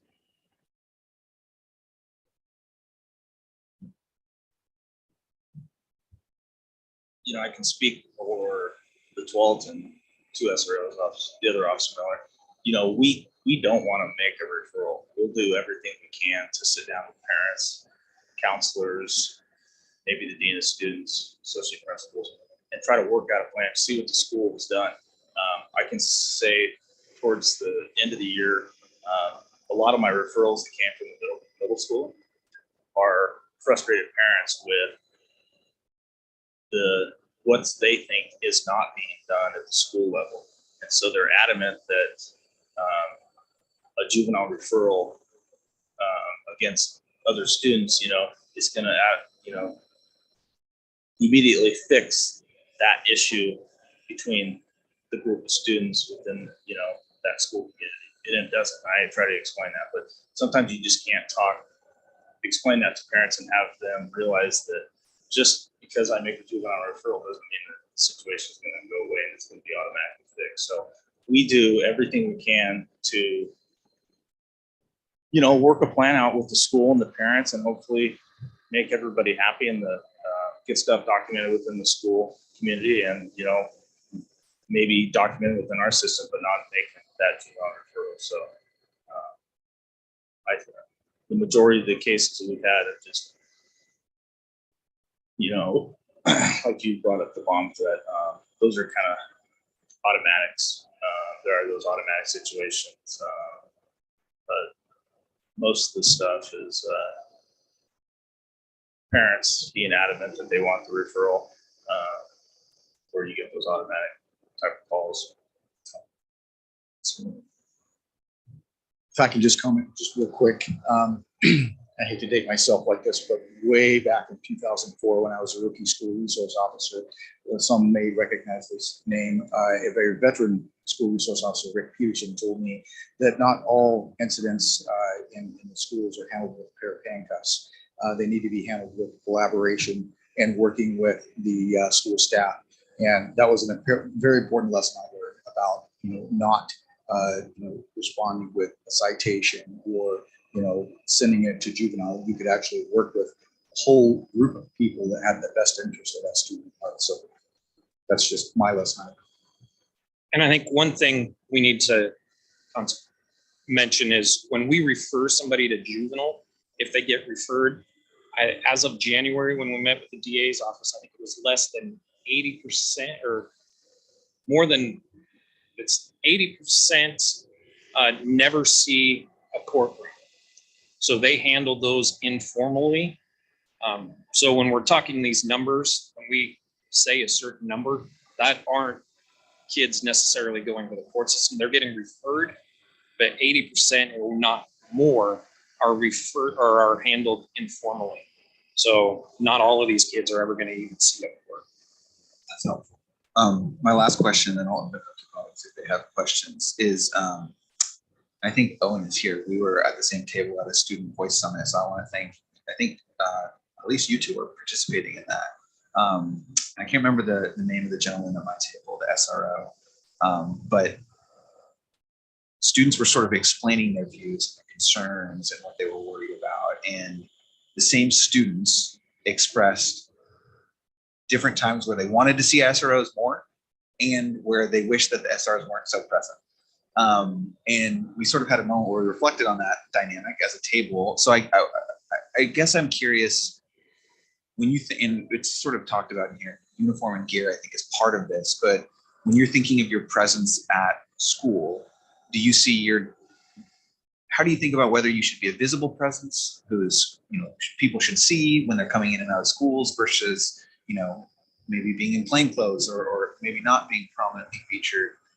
There's not a simple or easy answer on that. It's just I think students are conflicted about how they want SRO presence in school. So I'm curious if you have thoughts on how you've reflected on that question. I think a lot of it has to do with personal experience involving officers.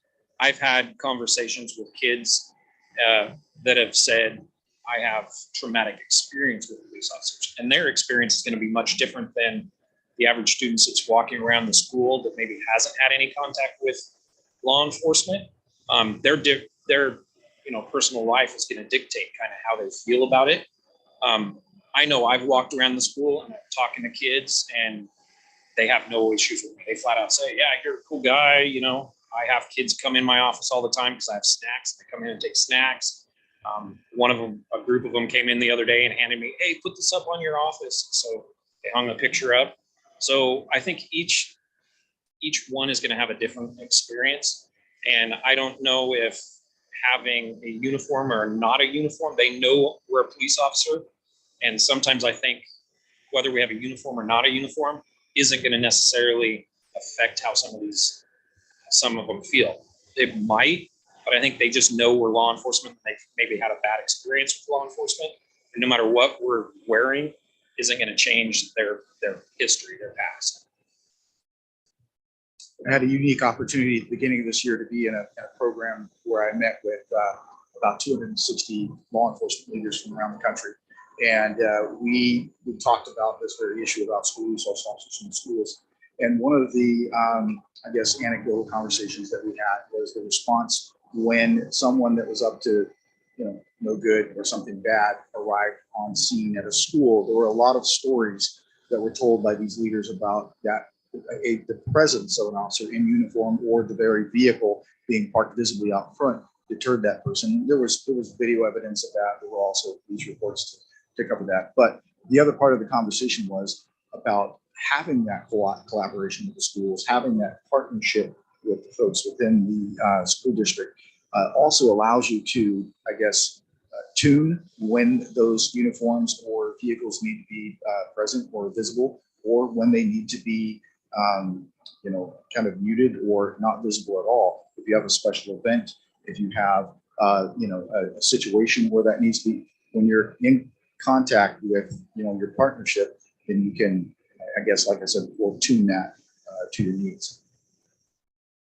I'd agree with Lieutenant Charlton, exactly what he said. Pretty much, if you have a big event, there's going to be times where people want to see that presence. They want to see those cars in front of school, feel safe. And there's times where, we can kind of beat it back a bit. But on the bad day, we want our police officers there in uniform so people know this is a police officer. He's here to help people stay safe. And that's the main thing. If there's going to be a target with an active shooter, we want to be our SRO. It sounds bad, but that's what we sign up for when we went to school. They can come try to find a police officer first. That's what it is. Hopefully that never happens, but that's really what it is. Also, if anything happens outside of the schools when we're responding, we need to have that person in uniform going to help out. If there's an AED call or something close by, we're at school, we don't have to respond in plain clothes to help somebody, that kind of stuff.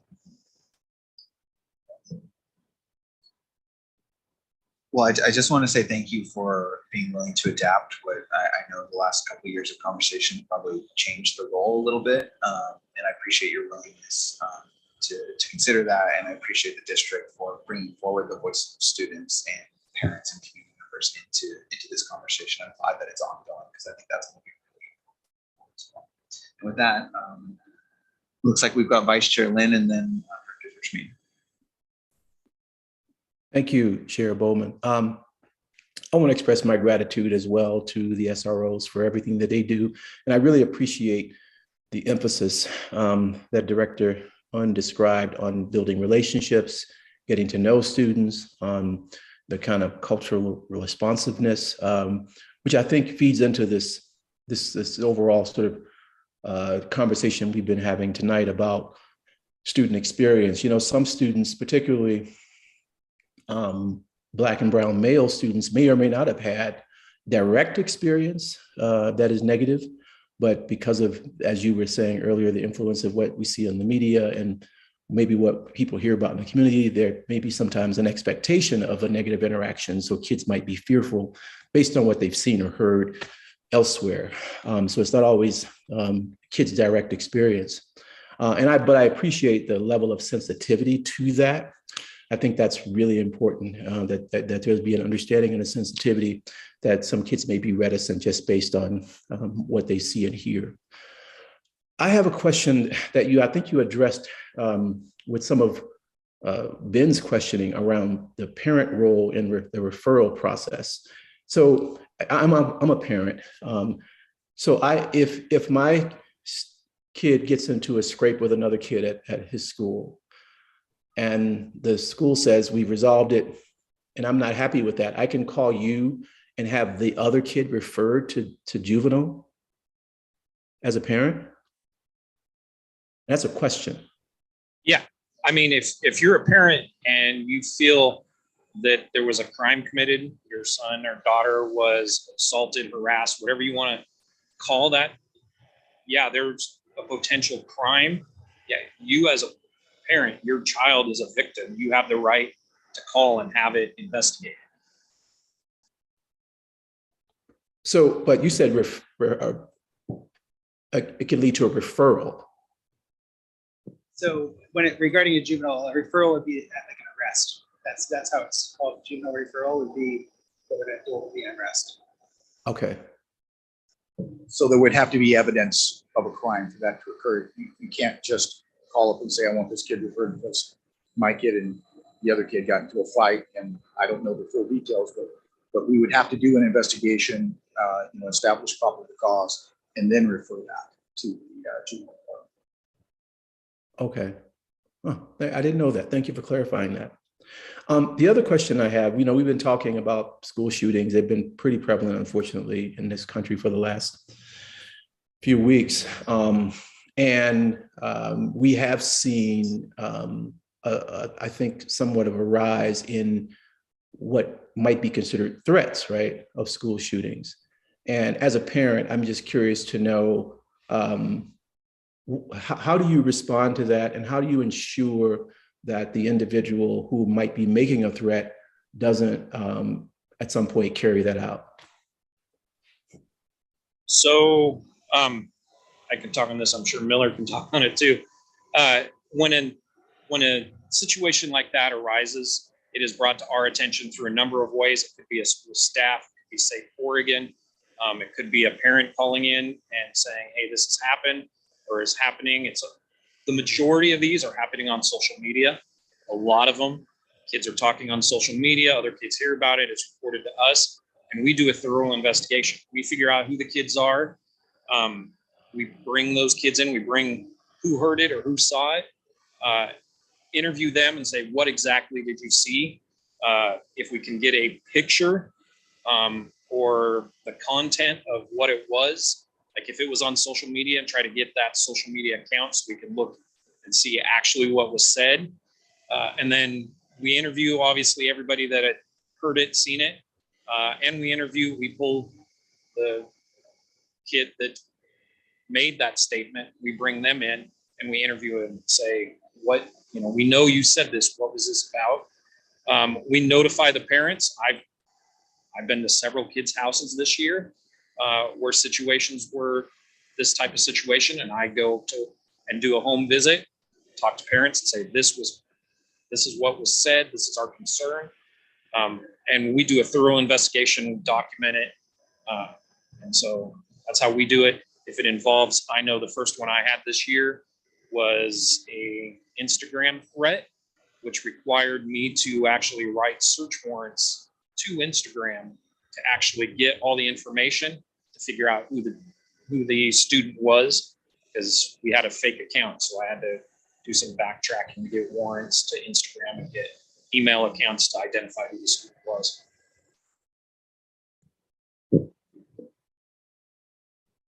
And typically in all those threat type situations, usually the school will initiate a threat assessment that gets completed, and that involves counselors, school admin, school psychologists, us, and then parents are also brought in, and threat assessment kind of question answer forms are completed. So we try to take all precautions to make sure that everyone is safe.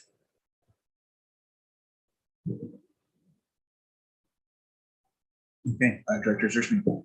So I really appreciated the data that you brought forth about the nature of the referrals and what percentage of those are initiated by police persons, by parents, and et cetera. And I think it's important to focus on that and make sure that people know, because I think that's probably the most common myth, is that the school resource officer is wandering the hallways waiting to find a kid and do a gotcha. Right. And so the kids are afraid, the parents are afraid that that's what the SRO is doing there. And that's the biggest myth about the SRO program. That's not what you guys are doing there at all. And that data shows it very clearly. So I really appreciate you bringing that forward this evening. Chair Bowman and I were both members of the task force, and so we had the opportunity to meet with you all over the course of the year. And I just want to say for myself, I found that to be a really illuminating experience. I was really impressed with how much all of the officers, commander down to officer, was really concerned about what was going on with the students, or what was the best thing for the students to keep them safe, to keep all of the students in the building safe. And your willingness to work with staff, and staff's eagerness to work with you and learn from each other has really been heartening as we've gone through this process. I just want to say thank you. Director James. Thank you. Thank you, SROs, for what you do for our community and our students. I'm wondering, of that data that you provided for us, do you have that disaggregated by race? I do.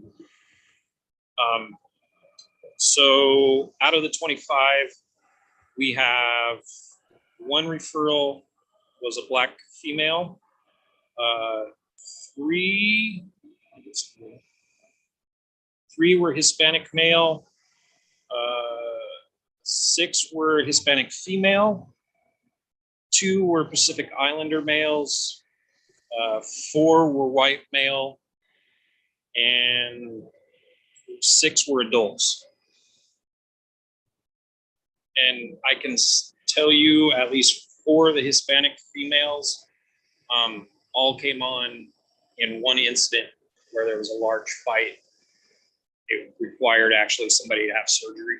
So it was a fairly significant incident. Okay, thank you.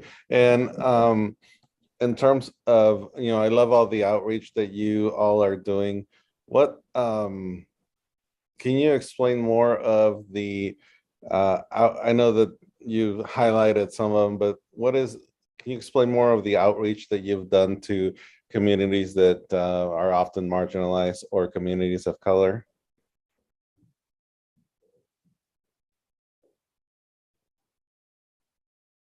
I think this year more than ever, it's just being intentional with trying to be involved in different communities, school community groups, and having them invite us and really to be able to show them that we want to help them and be resourceful to them in any way we can. And because I think that, there is sometimes that fear that comes, and to make that connection. And a lot of times I know that Nick had the opportunity to attend his MECHA school community event, and he dressed down, and kind of going back into the uniform deal.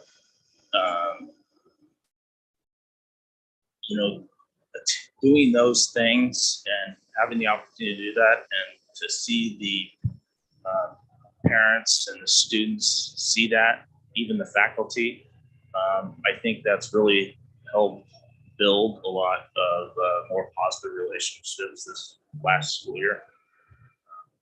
So that's just from Tualatin side. I appreciate that. In terms of, I know that for police officers, there's required training. Could you talk about some of the equity training or some of the anti-bias trainings that you are engaged in? Sure. At least for me, I am a member of Tigard High School's equity leadership team. So we meet during school, we were meeting every other Thursday before school. So I'm a member of that. I am also, I've had to miss a couple of them because of calls for service that I had to deal with, but I've been taking the restorative justice class with a lot of the staff and participating in that. So I think those are the two big ones that I've been involved in.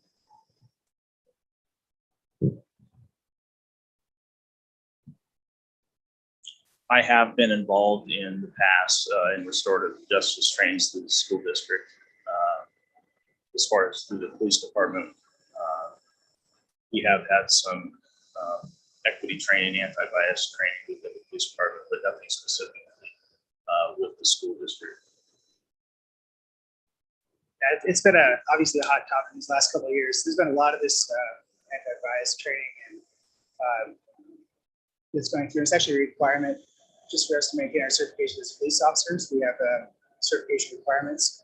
This is one that every year, that's it. We hit on it every year and make sure we spend a couple hours on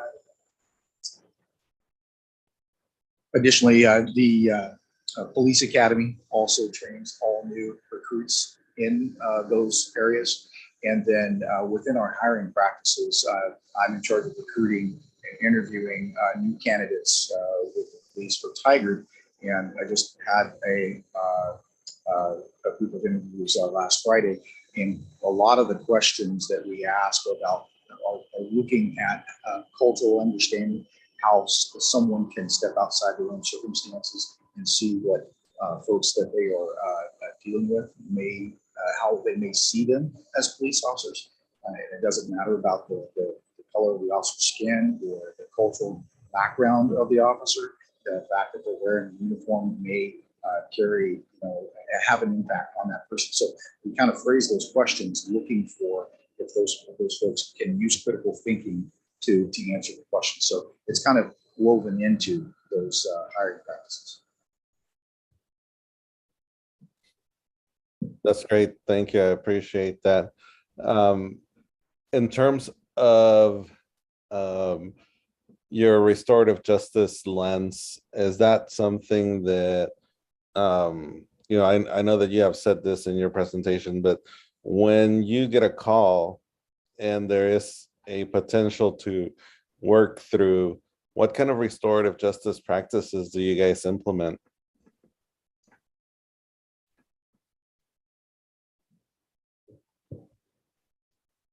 I'll give an example from the high school this year. We had a student that was tagging around the school, causing quite a bit of damage and causing a lot of work for our janitorial staff.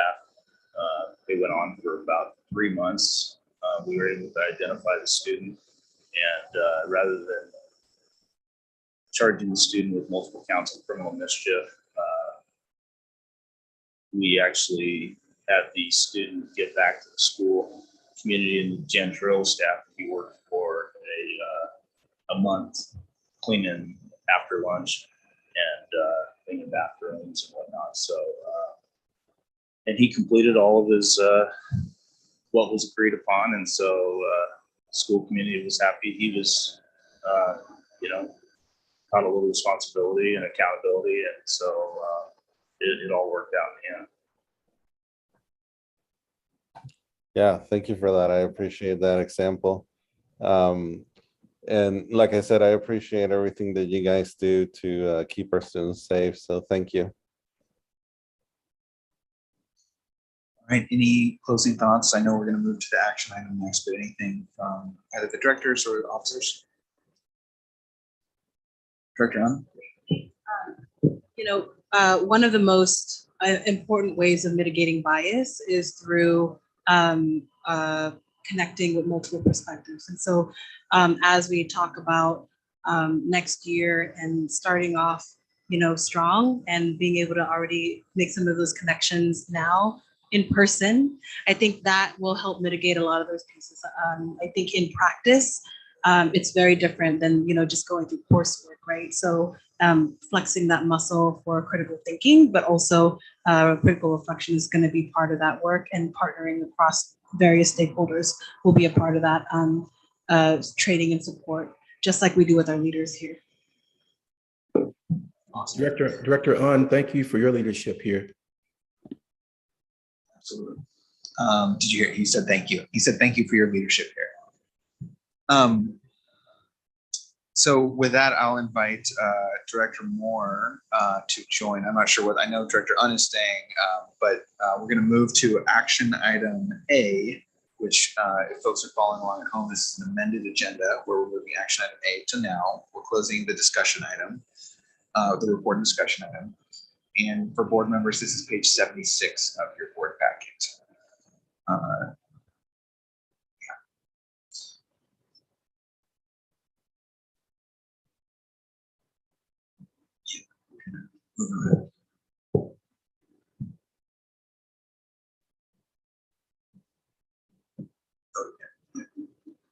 Director Moore. Good evening, Chair Bowman and members of the board.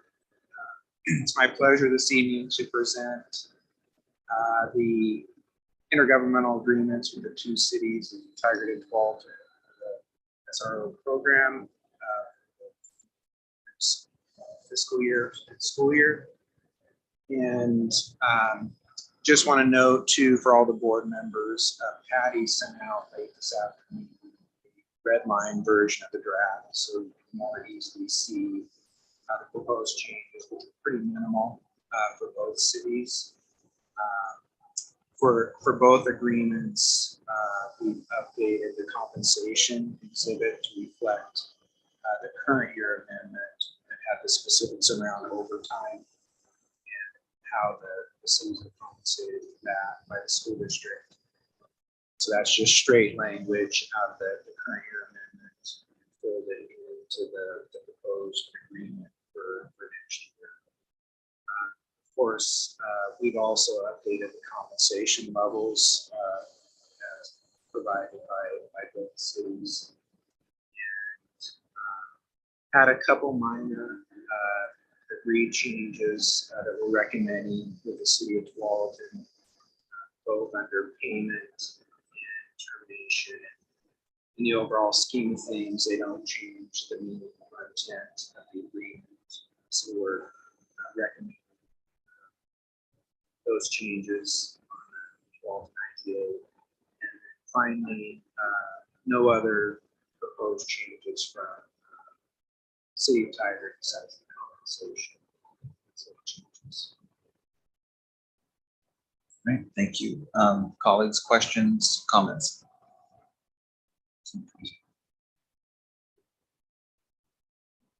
I move to approve the 2022-23 SRO intergovernmental agreements with the cities of Tigard and Tualatin as presented. Second.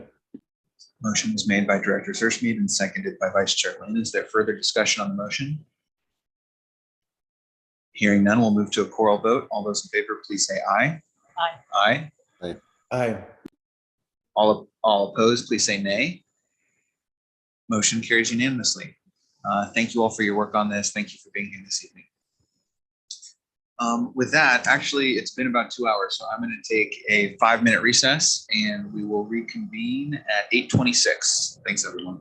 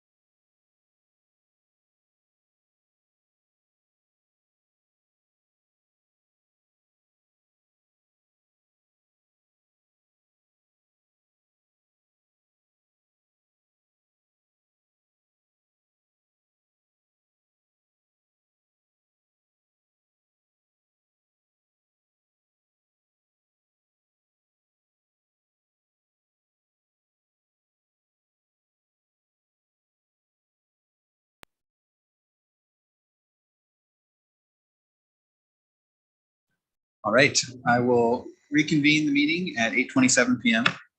And we will move now to report and discussion item C, EASH Oversight Committee Recommendations Presentation. Director Jaimes and Vice Chair Lynn, you are virtually, but you have some guests here. So I'll let one of you kick it off and we'll go from there.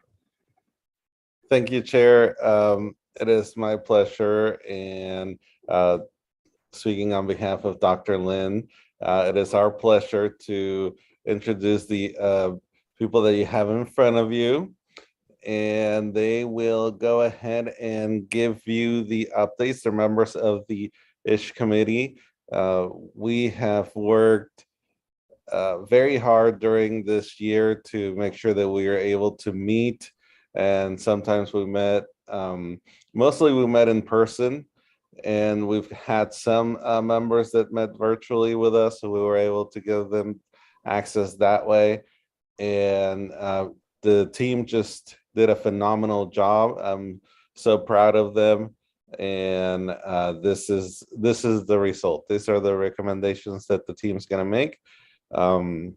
Dr. Lynn, did you want to say something? Yeah, thank you. I'll just say that, you know, the committee represents a diverse group of parents, community members, educators, as obviously board members. And Dr. Sue and Director Un have played a critical role as well. And so we are just excited about the recommendations as they come forward, because it really does represent a set of diverse perspectives from a group of stakeholders that I think really care about our students. Yeah, no, thank you. And just want to let everybody know that this is not the end. This is the beginning of the work, and we look forward to continuing this work and continuing to meet next year and for the following years. And with that, I'll turn it over to Director Un, since she's there, so that she can introduce the panel. Thank you. I wanted to go ahead and give the opportunity for our EASH committee representative to introduce himself, and we'll just go this way. Hi, my name is Matt Kingsley. I'm a staff member and the culturally responsive coordinator at Tigard High School.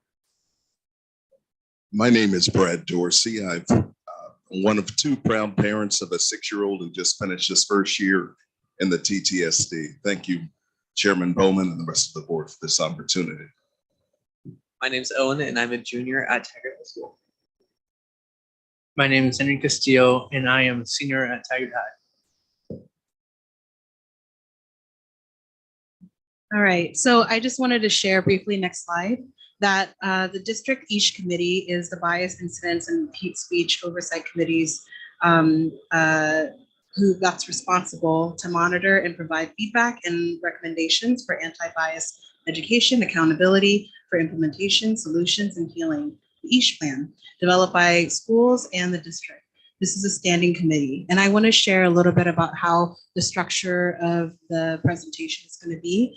As you know, this is a community advisory committee, and the charge of the committee is specifically related to recommendations. And as Director Vice Chair Lynn and also the chair of this committee, Director Jaimes, have highlighted, we are looking at diverse stakeholder groups. So with that, you'll hear critical questions that they'll pose around how the EASH policy is being implemented. So you'll see that framed as the how and questions related to that, as well as investments. So with that, I'm going to hand it off to Brad. Hi, the Bias Incidents and Hate Speech Oversight Committee will actively report to the board and superintendent about the following. Themes for EASH plan implementation challenges across schools. Themes of EASH plan successes across schools. Relevant feedback received from students, families, staff, and community members related to EASH plans and their implementation. Analysis on the prevalence of bias, incident, and hate speech across a district and the effectiveness of the district's policies and procedures for eliminating such incidents. potential recommendations to the policy committee to strengthen or improve district policies related to bias incidents or hate speech, recommendations for creating greater system-wide alignment and consistency of an implementation of policy ACB and policy ACBAR, and finally, review and analysis of the committee's processes and performance. Now I'll turn it over to Matt to share our consensus for prioritization. Thanks. So here are some of the priorities from the committee. First, consistent language used on niche plans throughout schools to support vertical alignment. Some plans were more clear than others and more descriptive. Second, depth of knowledge demonstrating the understanding of the community and school environment context. Third, time to develop and build consistency with providing planned lessons.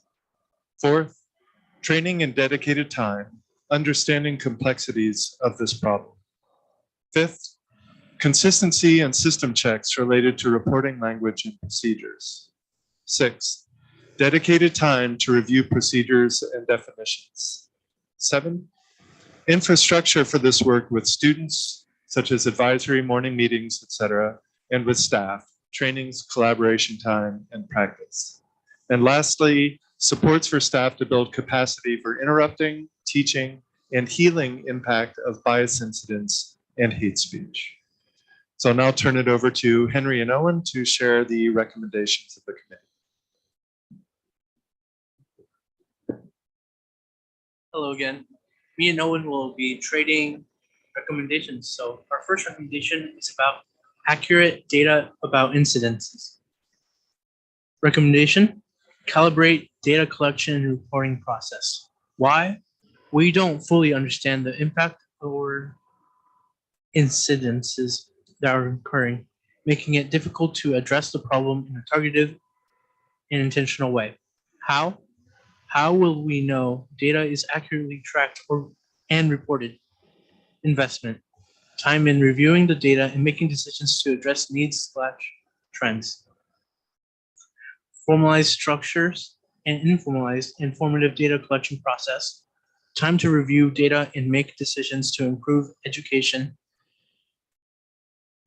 Proactive planning and responsiveness to incidents. Our second recommendation includes training and staff needs for interpreting bias incidents. Recommendations, trainings for staff to interrupt bias incidents. Why? Feedback from staff, students, and administrators highlight the capacity and skill of staff to interrupt and address bias incidents. Some don't feel comfortable or don't believe it's their job. How? How will we know who has been trained? How will we know how will we know it is working? Investment. This includes district funding and resource for professional development and practice work sessions to help build capacity for staff, create intentional times as part of ongoing learning and continuous improvement plans, and make connections to instructional practices. Our third recommendation, response to incidents. Recommendations, focusing culture and climate to include PBIS and equity to support school-wide efforts and school plans. Prioritize hate speech and its impact while addressing microaggressions over time. Why? Increase positive behaviors, build culture of care, common language, and consistency of experiences across schools. Equitable experiences regardless of school students are attending. Ensuring schools are addressing hate speech seriously.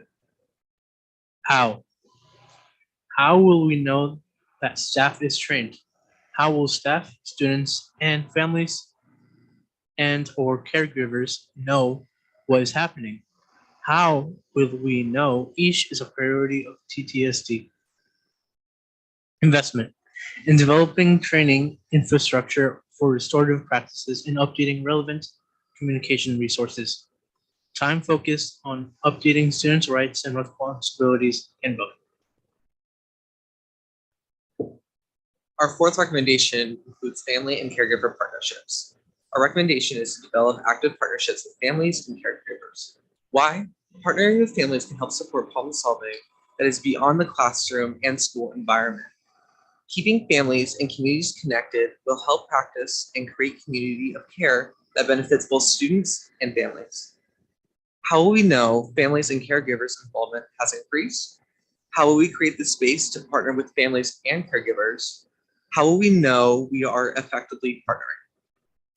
Investment, time focused on this work, funding to support family engagement, opportunities, and family stories or history. Our fifth recommendation, improve communication with stakeholders. Recommendations, streamline communication from the district to students, staff, and community members related to hate speech and bias incidents. Why? Letting students and staff become aware of the processes that occur after an incident of hate speech or bias is vital in limiting confusion and frustration, making the process more transparent. How? How will these messages be communicated to the community in the most effective way possible? How will this information be disseminated to schools, parents, staff, and the broader TTSD community? Investment. Take the time to deliver meaningful messages to the community and those affected when hate speech and bias incidents occur. Our final recommendation is about training and staff needs to interrupt bias incidents. Oh, sorry about that. Our number 6, our last one, address anti-Blackness racism. Our recommendation is some discussion about how communities of color may also advance racist hate speech, particularly against African Americans. Why? Anti-Black racism is prevalent among non-white communities in Oregon. Communities of color also internalize hate speech as terms of endearment, therefore making it socially acceptable to some, prevalent in hip hop, for example. How?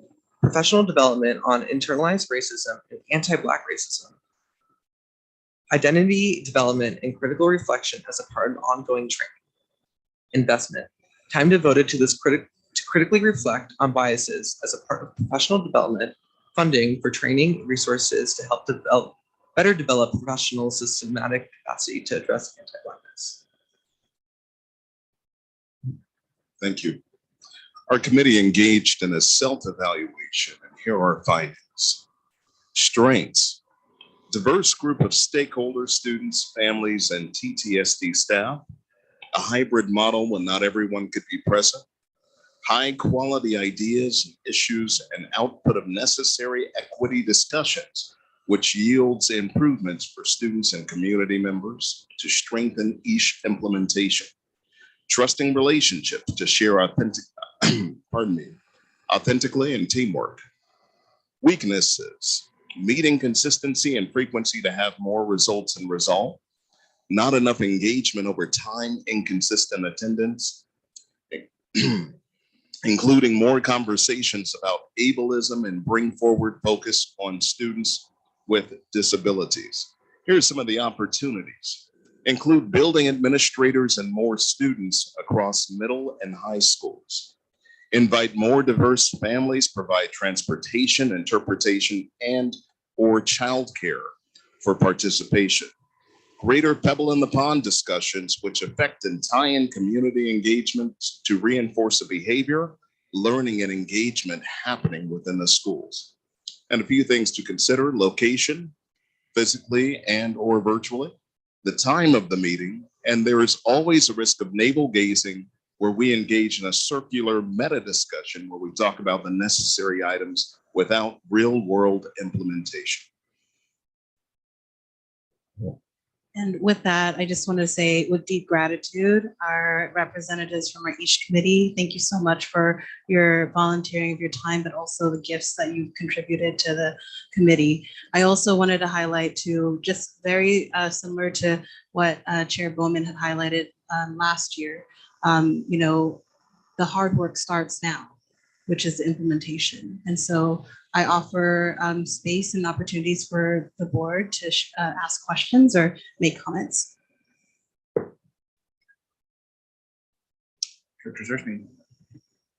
So I really appreciated your self-evaluation. I really like the honesty of it, the strengths and the weaknesses. And I love the bit about navel gazing because that is always a problem with a potential problem with a committee. So thank you for that. And I'm very glad to see the honesty and the trust that you were able to build in the committee in just the course of a year. That's actually, even with attendance not being everything you want it to be, that's a huge win for the committee. So you're congratulated for that. To address the not just navel gazing, but doing concrete things. So one of the things in the charge for the committee was to make recommendations for potential policy change. I didn't see any of those in the recommendations you made this year. Does that mean that you don't have any policy change recommendations to bring forward to the policy committee for this year, but maybe you'll look at it next year? Did you not have time for it this year, or did you look through all policies and decide they're good for now? Curious which way around that went. Considering this was the first year of like implementation, it's really difficult to change something we haven't fully implemented. Right. So I think that's where the committee's work around even reviewing, our EASH plan was a big lift this year. And I think part of the conversation here, specifically around the recommendations, around including administrators and more students, will allow for that critical lens for policy adjustments at the time of more solid implementation from next year.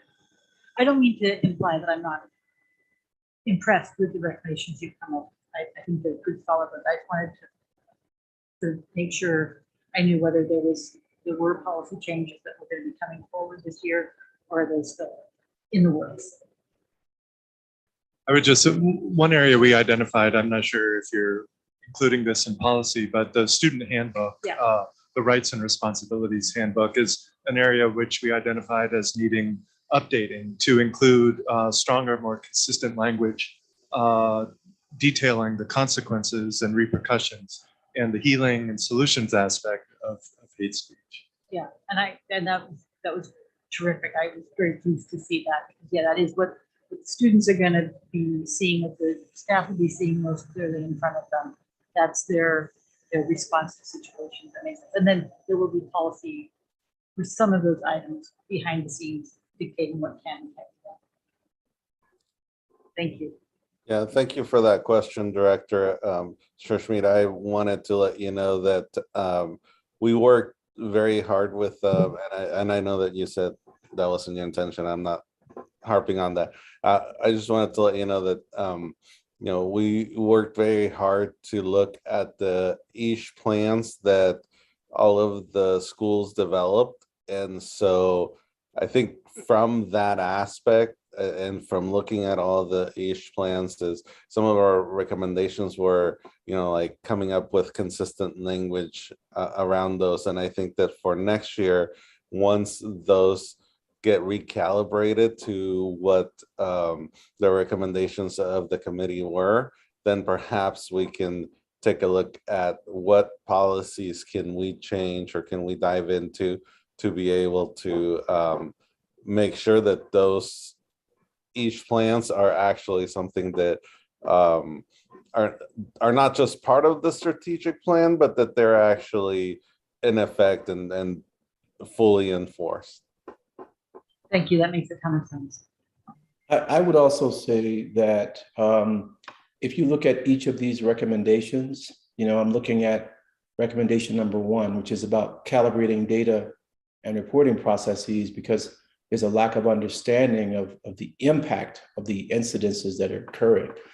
There's a potential policy implication there, right? So I think, and if you look at all of these, there are potential policy implications. They're about clarifying process, strengthening communication, including more voices and perspectives, maybe having more meetings, right? And bringing people together more often, being clearer about when people are meeting. So all of these things are potentially policy changes. I think probably the board needs an opportunity to discuss these recommendations, perhaps in a work session. I hate to recommend more work, but I feel like we probably need the opportunity to really go through these, read through them critically, and think about what the possible policy implications are.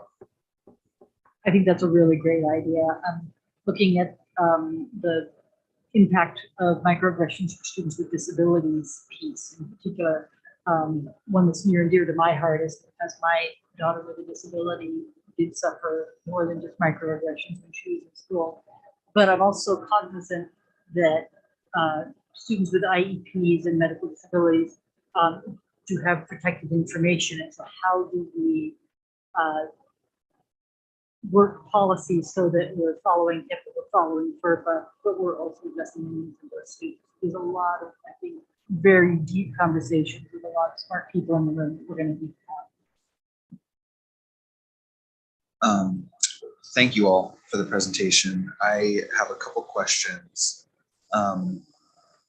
This is my second callback to our student voice table, but one of the conversations I remember at that table mirrored what I recall hearing at the work session that you organized 3 years ago, Director Unn, where the board came in and had a listening session with community members, students, which was this sense of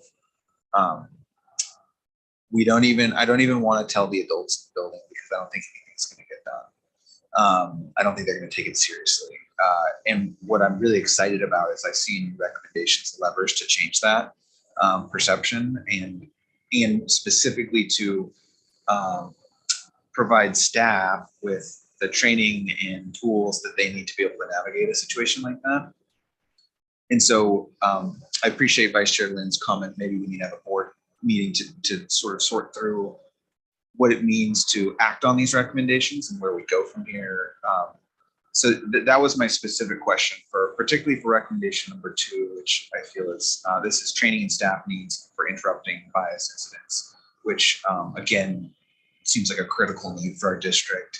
Maybe to Director Unn, do you have thoughts on what the next steps for that recommendation might look like? I think the great thing about the EASH plans, if you've had a chance to take a look at them, is that there are artifacts linked to them. And so what we are building is a sustainable system, whereas local schools talk about like their context around how they address it, you actually begin building a library of trainings or protocols that can be shared across the different levels. So at the elementary level, there have been a lot of coordination around like, here's how at the elementary level we are interrupting that. And so one of the things that I think I find very promising is, when we looked at the data and we looked at the EASH plans, what we found was our elementary schools got to a point where it didn't matter if the victim spoke out about it. Everybody else as allies spoke out about it. So if there was an incident that occurred, 5 other students or an adult or somebody else would come up and make sure that incident was known and was addressed. And I think that goes back to the hope is learning from those promising practices. And what was shared earlier from our students from REAP is how do we build and cultivate that type of capacity to interrupt not only by teachers, but by everybody in the community. It's not tolerated and it's not accepted here, and here's how we're going to move forward. And that's the promising thing about this committee, is that we were able to learn some very promising practices that we can scale up. And so those are the things that I think about related to bottom that, but also there's recommendations around, we talk about investments, time, people, and funds. So if we, again, are serious about this, part of that is how are we devoting that time? And I think that goes back to for our committee vice chair, Lynn, and what he had highlighted around work sessions around what do we do then, right? How do we close that cycle for action? That's really, really helpful. So I think Vice Chair Lynn and I have one more executive committee meeting where we'll talk about slotting this into whatever the agenda of meetings look like moving forward. And I'm certainly invite you all to join us and be part of that work session conversation. My last question, then I'll pass and see if other folks want to ask anything else, is for students on the committee. One of the things that I often am thinking about is, a tenet of leadership I believe in deeply is replacing yourself. So as you enter your senior year, as you enter your junior year, how do you think about, how do we ensure that there are students who can fill your roles on the committee and help bring the student voice to the table when we're trying to solve these complex problems? Like those opposite is we have middle school involvement on the way already. They weren't able to join us today, but we have people already starting to come in and fill our footsteps. I think the biggest thing is making sure people know that this is an option, that your voice can be heard. So really making sure that we are communicating with our friends, that their friends are communicating with their friends, that if this is something, if you want to care for your community, that this is an option for you. And you can get in at a really young age. And we are always trying to get bigger, because the bigger we are, the more voices and diverse ideas that we have, the better results that we can give to you and the better impacts we can have on our community. I also want to add that me and Owen are not the only students, that there are several other students that are also putting the same amount of time and work as we are. And I think that although I wouldn't say that we're in a bad spot when it comes to like student involvement, but I feel like we can definitely do some like more work on like trying to get more students involved. So yeah. That's awesome. What you said really resonated with me about like, because in my thinking was like, well, it's the teacher's responsibility to interrupt. That is true, but it's also students' responsibility to interrupt when they see. So I think you being leaders who can help kind of spread this movement and create new leaders could be really, really powerful. So. Chair Bowman, I'll say the student engagement in this committee was absolutely outstanding. Proud to say my son Nase was also a very active member. He was there even when I wasn't. And so just, it was really something to watch, and the students should be proud of themselves for the amazing work that they helped this committee to do. I'll say, with respect to teachers, Chair Bowman, what we continued to hear from educators themselves was the lack of professional development opportunities and training available to really understand, what is hate speech exactly, how do I identify it, and then what do I do in response, right? And so there just need to be some coalescing across the district, I think, in terms of educators and other staff in the building who may be encountering this and not quite sure how to respond. All right. Other questions or comments?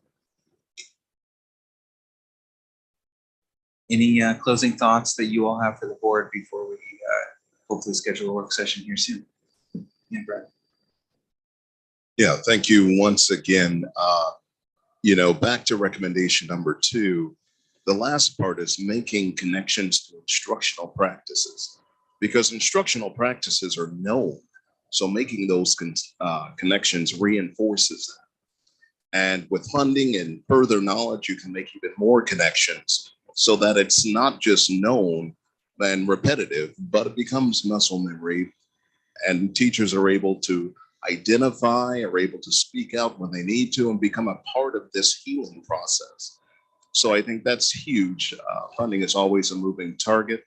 And, I really appreciate what the board has done so far in getting the community involved, parents and students, to look at new funding opportunities so that we can move this important work along.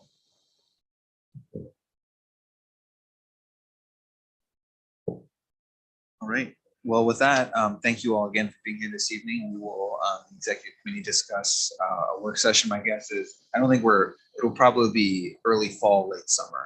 So we'll have a bit of a break, but we'll come back and pick up on these recommendations and invite members of cabinet to join us and have a conversation about how we act on these moving forward. But thank you for all the hours you put in before this board meeting to get these ready for prime time. This is really important work, so thank you again. Thank you for all of your work, all of your work. All right. With that, we're going to move to report and discussion item E, and that is first reading of board policy. Director Zershmi, you and I are going to tag team this one as members of the policy committee. Get to the right. So if you go to past page 75. Yeah, it's on page 58 of your, no, Page 76 on the PDF, 75 on the document itself. There's a supplementary materials. If you click on that, it'll show you the changes we're recommending to policy BCBA. Pretty straightforward. Basically, what we're doing is adapting the language to accommodate the recommendations made by the Student Representative Selection Committee. Instead of naming specific high schools, I think this was Director Zershmi's recommendation, saying the district's high schools. And then we made some policies in the AR, but AR is not approved by the board. It's approved by the superintendent cabinet. But Director Zershmi, do you want to add anything about those changes or anything from the process? No, the idea was just to make the policy be as flexible as possible so that it's not specifying which schools are, because, you know, as we add a future magnet school, if we add whatever schools we might add, we don't have to keep going back and naming all those schools in the policy. It's just So you'll see that the changes are relatively minor, but will have a big impact in what we're able to do and still follow our policy. So Director Highmaster, Vice Chair Lynn, do you have any questions or comments? We're not voting on this tonight. We'll have it back for a second reading as per our policy, but before we get to second reading, we want to make sure this looks good on your end and that we're good to move forward. No comment, Chair.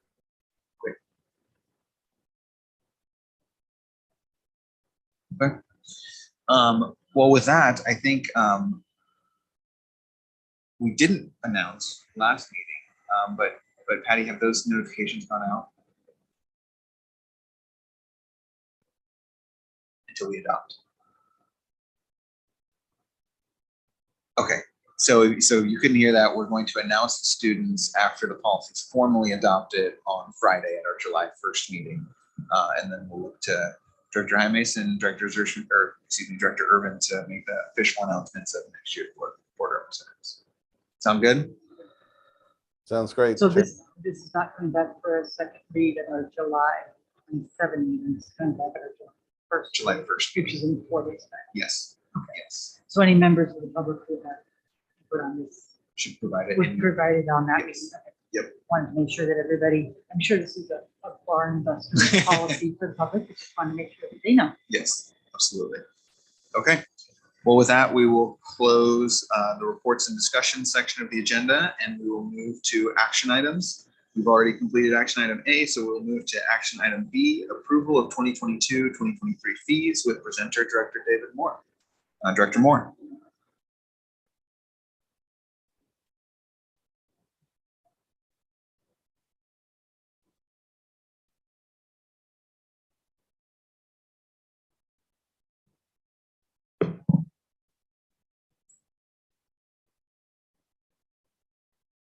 This evening, we're asking the board to consider our annual approval of fees, at least part of them. First off, we have the out-of-district student tuition amount, which is based on the amount per ADMW that we get for the state school fund general purpose grant. In recent years, we haven't had to put this to use. We did have an inquiry last summer from a family that was interested in coming into the district. This would be if there wasn't an agreement between both the incoming and the outgoing district that would go to consideration of tuition for families that interested in coming to our district.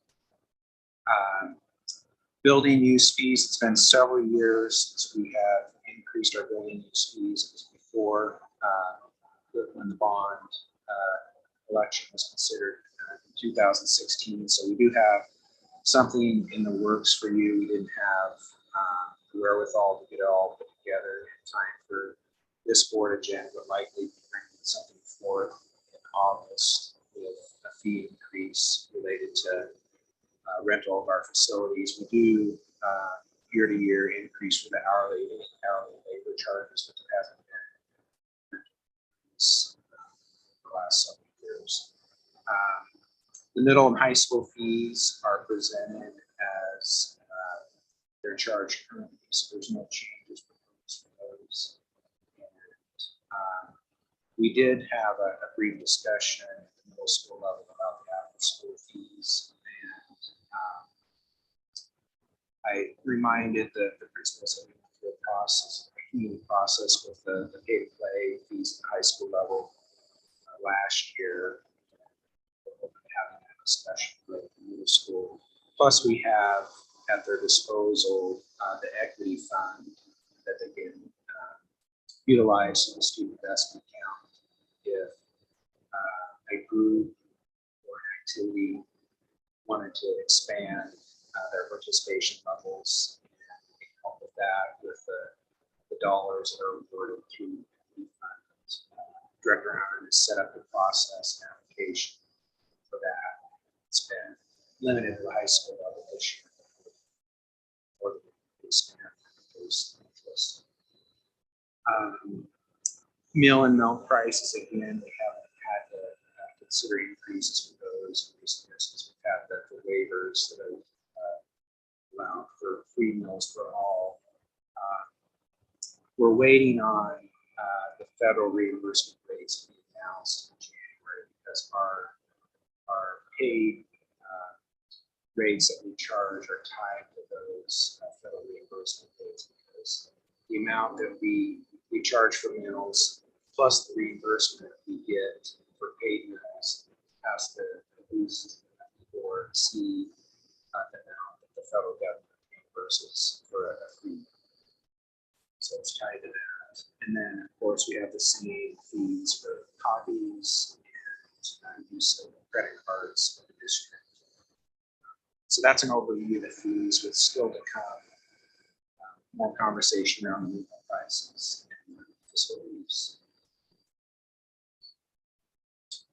Go ahead, Director Zerschman. I have a question. Because we have those waivers for food that were in effect last year and will be in effect, is that correct for next year?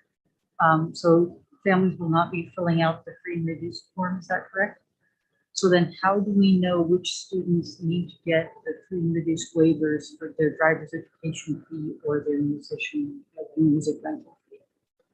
Yeah, we've always encouraged still for families to fill out the free and reduced because that's daily business. So there still will be a push to get as many as possible to fill out that. And we did have some information today that came out that there are some of the waivers that we extended that not clear on how long it will go for.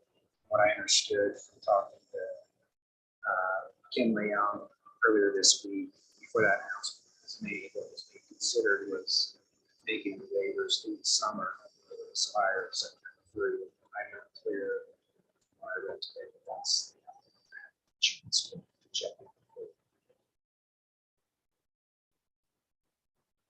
So are we fairly confident then that we've got enough people who are filling out that form so that if they do need help with their instrument rentals, that they will get that help?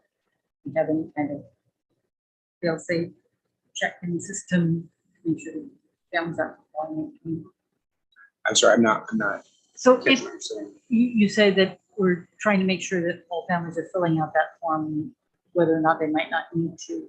But what I'm concerned about is if there are families who would qualify for free and reduced lunch but don't fill out the form for whatever reason, and then they wouldn't qualify to get the discount on the driver's ed or the instrument rental. Do we have some other system in place to help those families? Historically, it's been on a case-by-case basis. It's not very systematic, but it works best when we have the free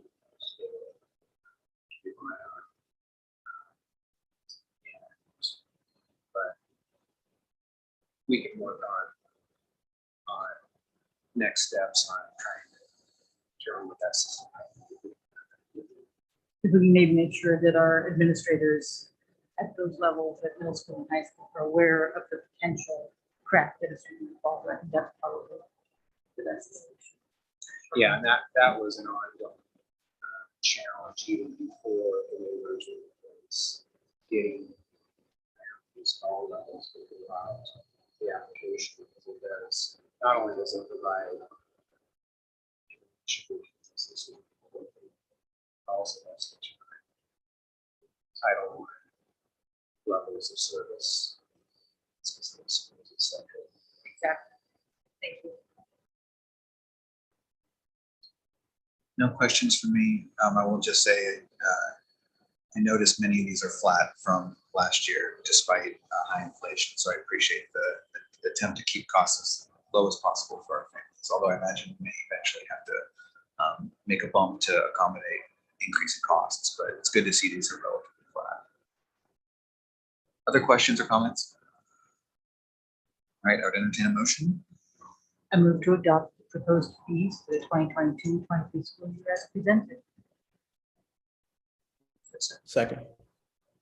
Motion was made by Director Zerschmied and seconded by Vice Chair Lynn. Is there any further discussion on the motion? Hearing none, we'll move to a choral vote. All those in favor, please say aye. Aye. Aye. Aye. All opposed, say nay. Motion carries unanimously. Thank you, Director Moore. We will stay with you to move to item C, strategic financial plan adoption. Yes, we're presenting the sixth and final edition of the strategic financial plan. Aligns with the current strategic plan. The reason why there's six, this is the sixth version. We started off with the initial version the first year, and of year 1 through 5 counts for the six different versions. And the first plan was adopted back in June of 2017. And just to read from the glossary, which is the last section of the plan, what is a strategic financial plan? I'm not going to try to paraphrase on the reading, so I apologize. But on page 35 in the glossary of the plan, the strategic financial plan is identified as a plan to fund the desired outcomes of the district's strategic plan. The plan is the link between four cornerstones of the district's strategic plan and decisions made in the district's budget process. So it's pretty simple concept, but you'd be surprised historically how that hasn't always happened in school districts across the country. So we're one of the few districts nationwide, relatively to the total number of districts that participate in this program with the GFO part of their smart source program. So this final plan actually does not have a tremendous amount of updates from the prior year. It begins with Dr. Ruby Smith's letter to the community and addresses the values that drive the district's methodology for allocation of resources, the community engagement that guides decisions to address barriers that stand in the way of academic success for marginalized students, and the board equity policy that also guides resource allocation. Additionally, the letter mentions the transition into 22-23 to the new strategic plan and strategic financial plan. We've shown the long-term investment reports over time for all of the strategic investments that are identified in the plan, in addition to the investments in the instructional staff. All these investments are through 21-22. In prior years, we've looked prospectively the upcoming year. Since this is the last year of this plan, that'll be considered the plan the board will adopt June. We also have the updates on the strategic investment summary framework. So this summarizes financial and student outcome data for the investments. And then, of course, we have the 5-year history forecast, includes financial history through 21-22, 5-year projections through 26-27 based on state school fund and salary and benefit assumptions. And then, of course, we have the TTSD at a glance presentation, which includes student demographic, budget, and financial projection data, glossary abbreviations. And then in the upcoming year, a new 5-year strategic financial plan will be developed and adopted a year from now, in response to the adoption of the 5-year strategic plan.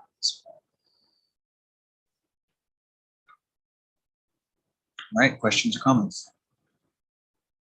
I will just say I'm proud that we're part of the Smart School Spending Program. I think it's, I think all districts should be moving towards this and trying to be strategic about the finite resources we receive. One question as we're moving towards a new 5-year plan, what does community engagement look like for the financial plan? Is it folded into our other strategic plan process, or how are you thinking about that?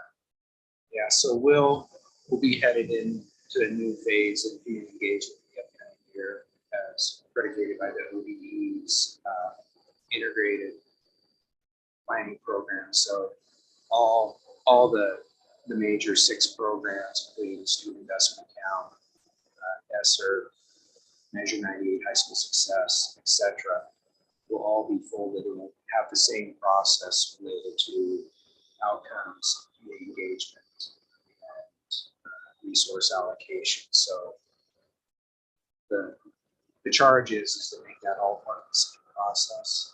So our process that we use for the strategic financial plan should fit in seamlessly to that process. That's great. Other questions? Director Moore, wasn't there, as part of our strategic planning effort, wasn't there a process where community came together to talk about specific areas in which they thought we should be investing? Great question, Dr. Lynn. Yeah, so this spring, as part of our regular budget process with the community, we did gauge the input from a community work group that was also associated with the strategic planning community engagement. And those investments that were identified were prioritized in our budget, and they aren't necessarily specifically mentioned in the strategic financial plan because the investments were limited to those programs that have been put in place in the prior year. Although the strategic financial plan does become part of the published budget document. There's a separate section within the budget that has the strategic financial plan. So all of our work when it comes to resource allocation gets back to that fundamental premise of aligning our spending decisions with our goals that are in our strategic plan going forward. Does that answer your question? Yes, thank you very much. All right, I would entertain a motion.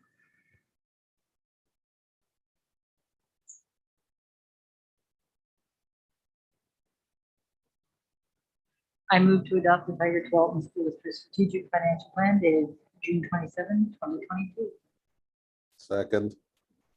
Motion was made by Director Searchmead and seconded by Director Jaimes. Is there discussion on the motion? Hearing none, we'll move to a choral vote. All those in favor, please say aye. Aye. Aye. All opposed, say nay. Motion carries unanimously.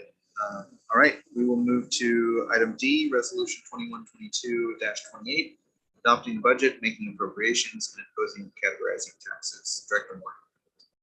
Thank you. So the resolution 2122-28 is a 3-part resolution. And this is the board's final charge related to adoption of the budget. So there's a three-part resolution where you consider the overall budget amount in all funds of over $361 million. And secondly is making appropriations for the 8 funds at the legally required appropriation levels. So the dollars that you see in the second part of the resolution, making appropriations, these are the legal levels of spending authority that we have each fund type. So for instance, general fund, we have $102,000 to spend legally for instruction, $63,000 for support services, and so forth and so on. So that's what making the appropriation is, identifying what the legal spending authority is each fund type. And then finally, the third part of the resolution is to impose and categorize the taxes. So we have our permanent tax rate levy of just under $5 per $1,000 assessed value. And this is the taxes get levied to fund general operations. These dollars are offset to the state school fund. And then we have our local option, $1 per $1,000 assessed value. And then over 23 million is assessed to repay our debt, general obligation debt. So that in summary is what this resolution is. Finalizes all the budget process for adoption of this resolution.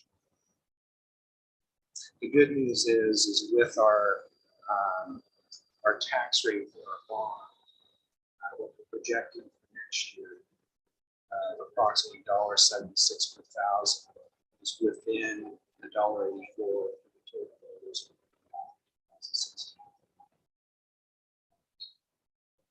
Most of that is assessed values. Yeah, seems like that might be a trend.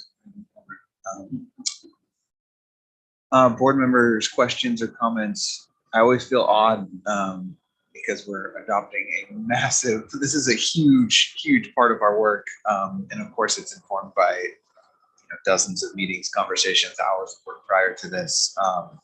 But most of the work is done before it is presented this evening. So I just want community members who may be watching, the 3 folks probably who are still online, that this is a long process that I know Director Moore and your team, this is a huge part of your job. So thank you for your work bringing this to us. And I thank Sarah for staying late into the evening to the last agenda. Yes, Sarah, thank you for all your work bringing us to this moment. Director Zerfried. I just wanted to say thank you to the budget committee for their deliberations. And they had to make the resolution that had all the numbers in it. And we're kind of fortunate as board members that we just have the resolution. But the entire budget building committee, I can't remember now what the official name of it was. The budget committee, the steering committee, thank you. The budget steering committee, they did a ton of work over the years, as Chair Bowman alluded to. And so I just want to thank everybody for all of that time, because it is a major part of our work. And I'm looking to my fellow board members because I feel like I've been making a lot of the motions this evening. And does somebody else want to make a motion on this one, or should I? Sure, I'll make it. I'm ready. For what? I move that resolution number 2122-28 is adopted as submitted. Second. Motion was made by Vice Chair Lynn and seconded by Director James. Is there any discussion on the motion? Hearing none, we'll move to a plural vote. All those in favor, please say aye. Aye. Aye. All opposed, say nay. Motion carries unanimously. Thank you, Director Moore. And with that, we will move to item E, amended calendar for 2022-2023 school year with special guest presenter, Director Tracy Rose. Thank you, Director Rose. Good evening, Chair, Directors. I am standing in this evening for Director Ebert to present to you the amended calendar for the 22-23 school year. As arranged through the MOU, the most recent MOU with the TDA, you have the full MOU in the board packets. The highlights of the amended calendar that was approved earlier is the contract year will increase from 190 to 192 days. The 2 additional days will occur on September 2nd, 2022 and November 23rd, 2022. And then September 2nd will be an additional member protected workday during the recess. Pretty straightforward. Questions or comments? All right, would entertain a motion. I move to approve the amended 2022-2023 school year calendar as presented. Second. Motion was made by Director Zerschmied and seconded by Vice Chair Lynn. Further discussion? Hearing none, we'll move to a choral vote. All those in favor, please say aye. Aye. Aye. All those opposed, please say nay. Motion carries unanimously. Thank you, Director Rose. And our final action item of the evening, rebate proposal for federal EPA electric bus grant application. Director Gomez. Good evening again. As I stated a few board meetings ago, we asked for approval for a PGE electric bus grant. This is a second grant that came out from the federal government, the Environmental Protection Agency. And so this is just round 2 of trying to see if we can get some money, if I'm completely honest. All the information presented to the board previously is identical for the reasons why we're going after the electric buses.